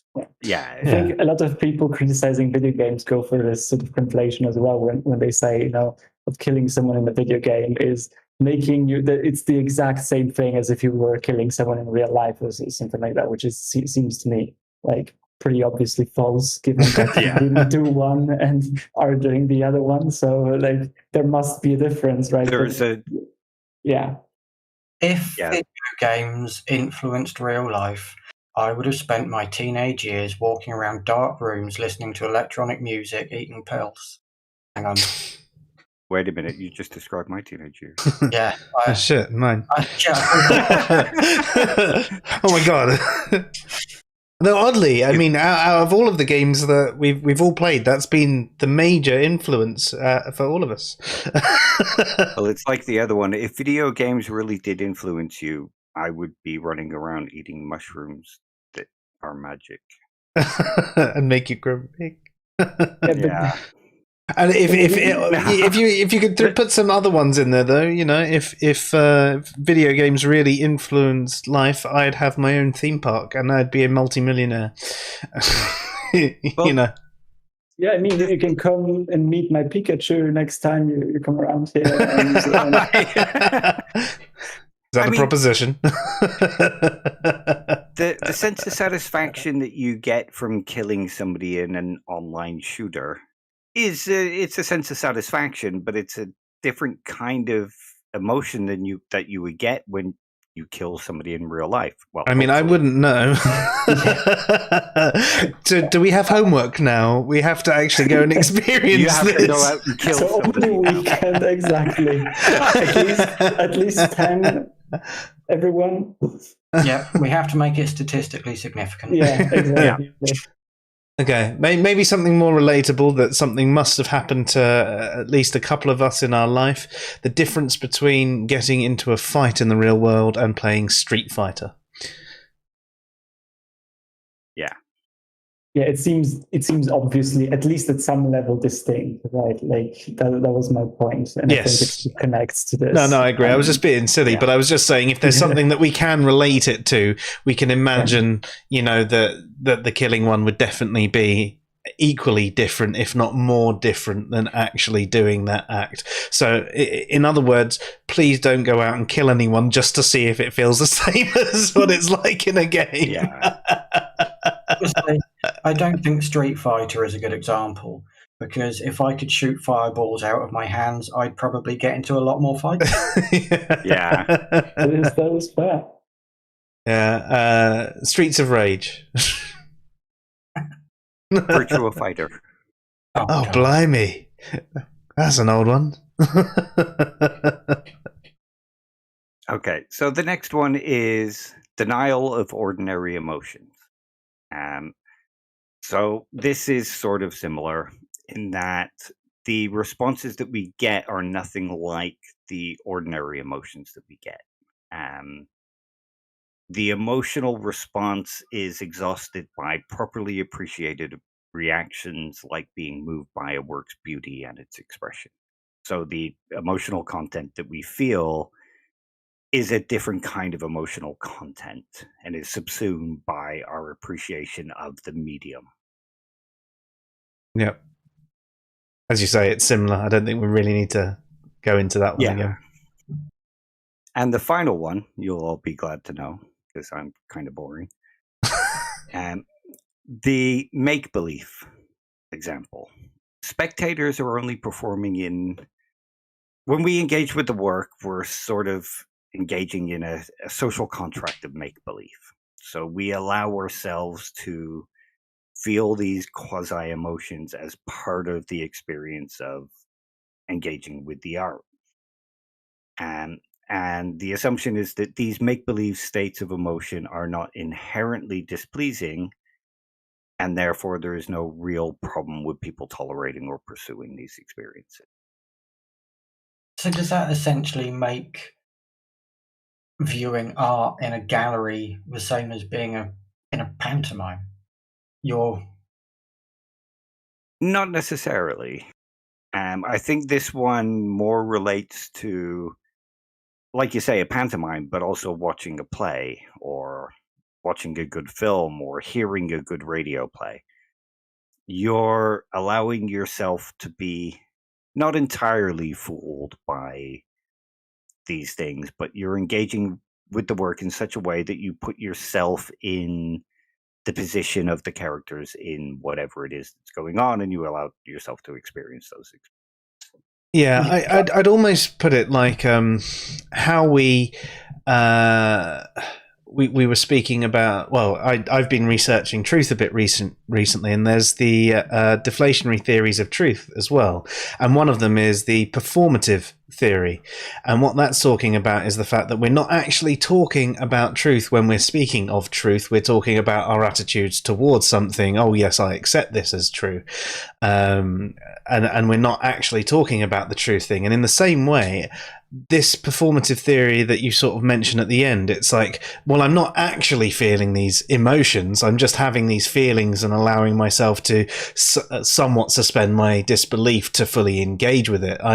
I'm having a general experience that it could play out like the emotion, but not all the way. And again, it addresses it as, Dave, the chat. It's great. You got to love people like this. Does it also come back a bit to what I was mentioning with video games, where you're becoming an active receiver, not just a passive receiver of this stuff? And I mean, if you think about this make-believe one, it is kind of, like you say, the interactive part. The interactive part of tabletop role-playing games is you engage in the make-believe that you're a part of this scenario, and part of the emotional responses come from engaging in this make belief. It's not so much a suspension of disbelief, but an actual participation in it. Yeah. No, I agree with that, and I think that is a big part of it. It is that suspense of disbelief. And obviously, as we mentioned earlier, it's not the full suspension of disbelief as well, because if it was, you'd be fully engaged in the emotion and you would be running out the door if something scared you, or something made you jump. You might be lashing out, and however you would react to those situations, whereas you don't. But you do put yourself in that, and you believe your character, but not wholly believe that you're your character in these things.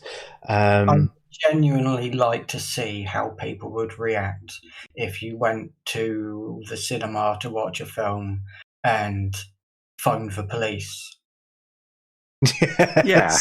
Just witness a murder. Just properly distraught and properly lean into it and just see what happens.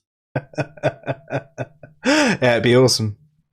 You'd probably get arrested for wasting police time. But Yeah. I suppose you'd have to go somewhere where you just have that there's no real crime, so you have to phone the police officer just to give him something to do. Welcome to Wales. Yeah, cool. So we're all going on holiday to Wales, and we know what we're going to be doing then. But do you have cinemas in Wales? Yeah, I've got one just down the road. It's like a 5-minute walk. Oh, nice. Even better. That's why I went to see A Quiet Place too. I know that you do actually have cinemas in Wales. I was being silly, just in case that wasn't clear. And we're going to see the Candyman reboot at the end of next month. Oh, really? Ones which talk. Sorry, Chris, you cut out there. I said next year, aren't Wales planning on putting in some ones which talk? But it's more fun having the organist at the front of the cinema playing fast speed music. We're still on 12 frames per second film.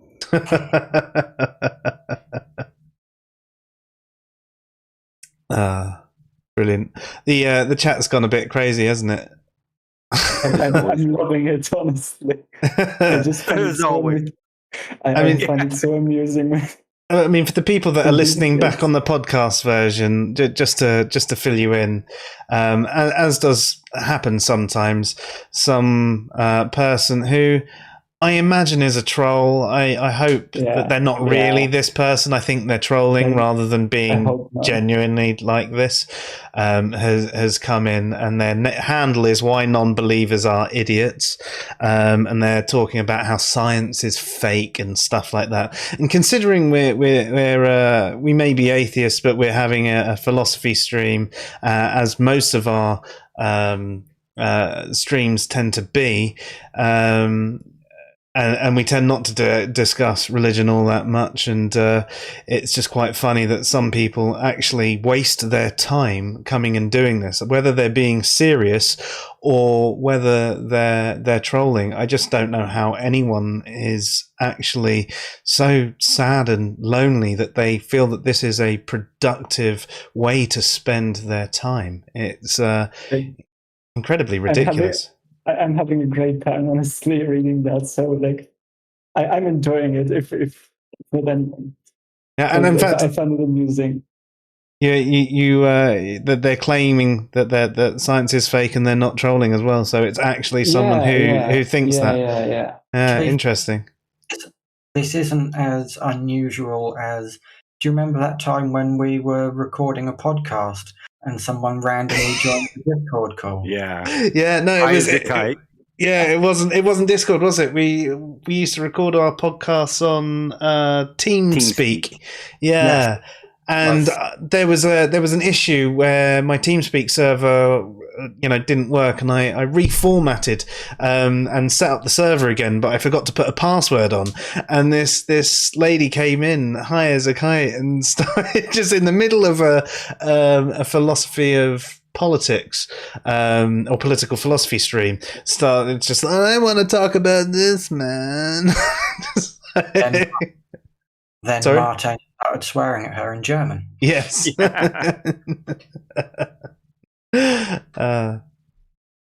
It's a But- shame they're not trolling, because trolling can be an art, and therefore we could actually appreciate Yeah, them. we could bring it back. Yeah. Unfortunately, no, they're just dumb.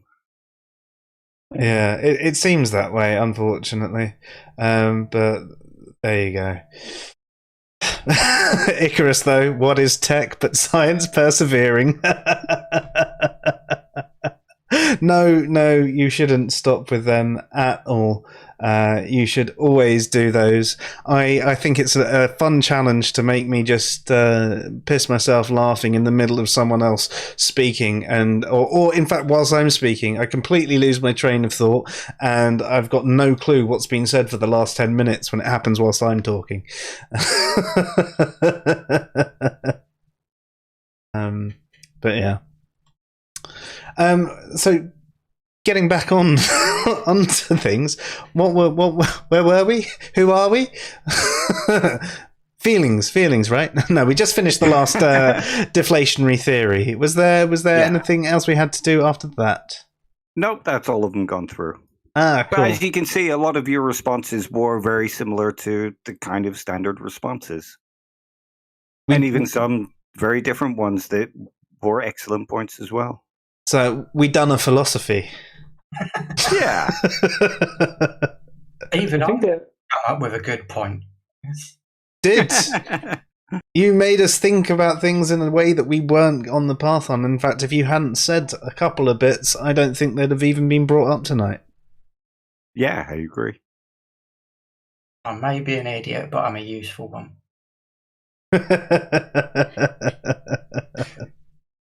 Sometimes. Not often. I can relate. I just have the papers that I can type from and bring these to us, so I'm useful. I also think they are all responses seem compatible to me. They're not like mutually exclusive. Like you can all They're not.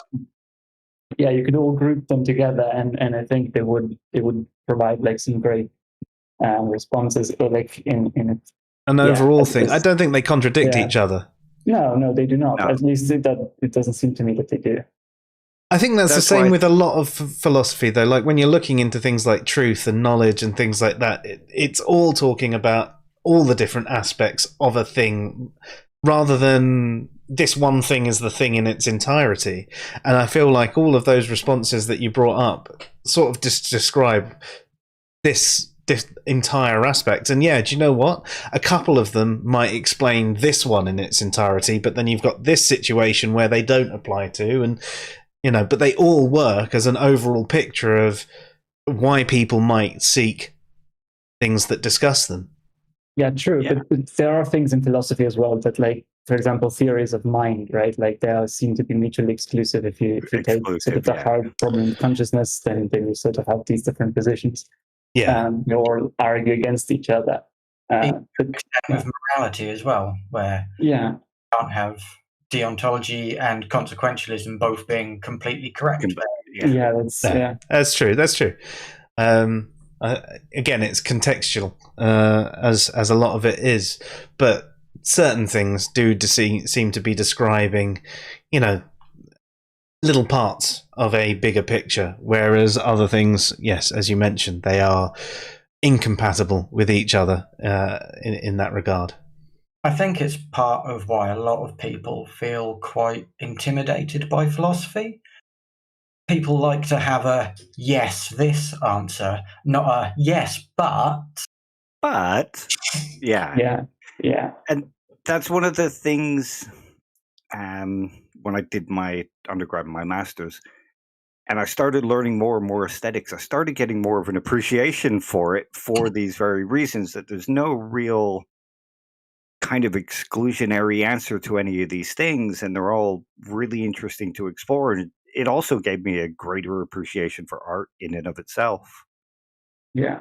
Like you can have, like in science, it's easy to do some experiments, I guess, and find some pretty solid answers. But philosophy tends to operate in domains that are more sort of abstract, and therefore you don't have like you cannot run an experiment to work stuff out. You sort of have to reason on these things, and I find that quite fascinating, honestly. I do. And I mean, you could use experimental philosophy here and interview people as they come out of the cinema or as they finish a sort of a book group and say, what is it about this film, this book, this piece of art that drew you to it, even though it caused you this thing? But all that would get you is some people might not have access to why they feel it's good. They might just think, well, it scared me. But did it really scare you? Do you know what I mean? So there's deeper levels that can be gone even after getting the experimental data. And because there is no absolute data that can be pointed at, it just makes for greater discussion. And because you have to actually engage with it and think about it, it engages your critical thinking capacities and engages in exploring psychology, how we might respond to things. There's this whole depth to aesthetics that a lot of people just seem to overlook, unfortunately. I find it quite interesting that this whole kind of facsimile of emotion, where it's a feeling, not a true emotion, I think that's a really interesting thing that needs to be examined more, that I've not really thought of. But also, in a more flippant way, that means that if you watch porn, you're not having the emotion of lust, you're having the feeling of horny, so it's not a sin. I like it. Definitely. Well done. Sorry, that wasn't all a setup for that line. I thought of it halfway through, but it worked. It very much did. It definitely did. Fantastic. So, did any of you come in tonight with certain ideas about what the topic might be about, and how has that your views changed in any way to now? I hadn't even really examined it at any depth before now, so I've learned quite a lot. It's been thoroughly entertaining and informative, as Dave-led streams always are. So thank you. Yeah, I couldn't agree. I couldn't agree more. Like I didn't ever really look into sort of aesthetics in philosophy. So this introduction was great. And like some of these thoughts were in my mind, I guess, at some points, but they never really came together in this sort of systematic way. And I found that really helpful. So yeah, it's genuinely very, very interesting. Yeah, I loved hearing you guys discuss the topics as well, because you came up with new ideas that I hadn't thought of and different ideas to what's in like the literature and things like that. So thank you for the discussion. I really enjoyed it. When you write the paper, I'll expect my name printed as a contribution. Me write a paper? Do you know how much studying I have to do at the moment? Nowhere near as much as last year. Well, Getty proved that you don't need to write a long paper to have an impactful paper. So maybe true. 2 pages and just two pages change epistemology, turn it around on its head. Yeah. You can do that with aesthetics now. And quote us, so we will be forever engraved in the history of philosophy. Okay, I know exactly what the paper to write that'll just destroy everything, and I'll attach your names to the quote. All art is subjective. Not all science is fake. Just go for the usual thing, like all art is subjective. It's all subjective, man. Yeah. But yeah, I'm hoping to do a few more aesthetic streams as well at some point. Definitely. I really enjoy them. It enables you to think. I mean, I love all of these streams because they always help me realize where there's parts of my thoughts which are missing, and certain aspects which I haven't discovered or even thought about myself. I mean, there's been a few examples tonight where we've just been sort of on a roll and going, yeah, and then, but what about? And it's just, okay. My mind's reeling at that. And sometimes the conversation goes on and I'm still stuck thinking about this other thing. You're just like, oh, man. Well, I think that's one of the things I enjoy about philosophy as well. It takes these everyday mundane things that we all experience and never think about, but actually probably do subconsciously think about, and brings them to the fore and asks us to examine them and kind of question them and see. It brings out our subconscious into our conscious and allows us to have a greater understanding of ourselves. But it's been great, Dave. Thank you very much for tonight. Oh, nice one. Thank you. Thank you. So just going to quickly check the chat. Is there any questions for Dave or anyone else before we go? No, it looks just more like that particular person who is going on and on and on and on again. So I think we'll end it there for tonight. It's a good place as any. Just to remind you. Sorry, Dave. I feel like they should stop eating the paste, though. Yeah. Just to remind you, on Thursday, Luke, as in Bearded Heretic, will be joining us for a stream on testimony and memory, and he also wants to cover off the null hypothesis, because that is something that people get wrong very often.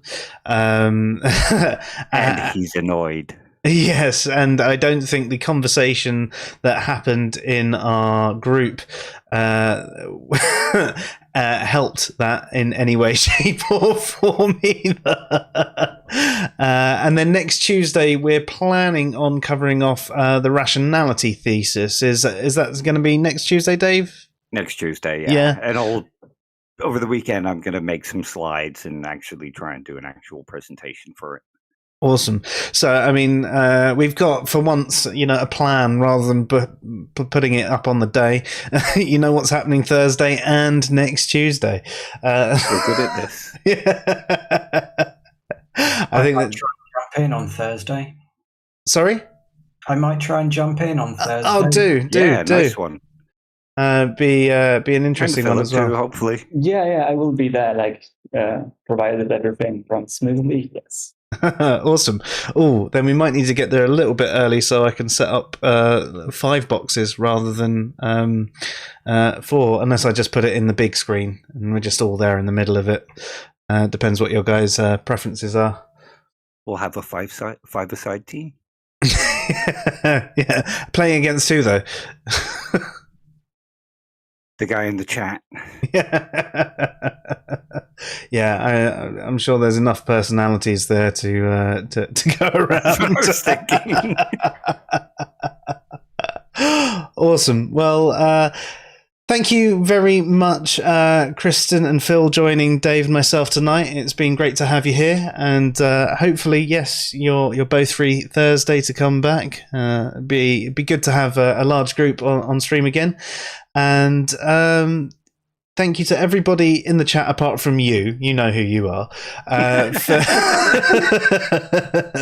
For joining in, adding your contributions, engaging with others in the chat, and generally just making the entire experience better for us. And thank you to everybody who's watching the rerun and anyone who listens to the podcast as well. So tonight we have been disgusting. I mean, disgusting. Yeah, that's good. Tonight we have been discussing disgusting things that we seem to be able to seek and enjoy, or is that the reason we're seeking them at all? It's been an aesthetic stream, and that's philosophy. Yeah, philosophy. We've done a philosophy tonight. You wouldn't think that with everything we usually do. No. Anyway, thank you, everybody. Have yourselves a good one. You've been watching the Fresh Air Sci-Fi Show. I'm Joe. I'm Dave. I'm Chris. And I'm Philip. Good night, all. Good night, all.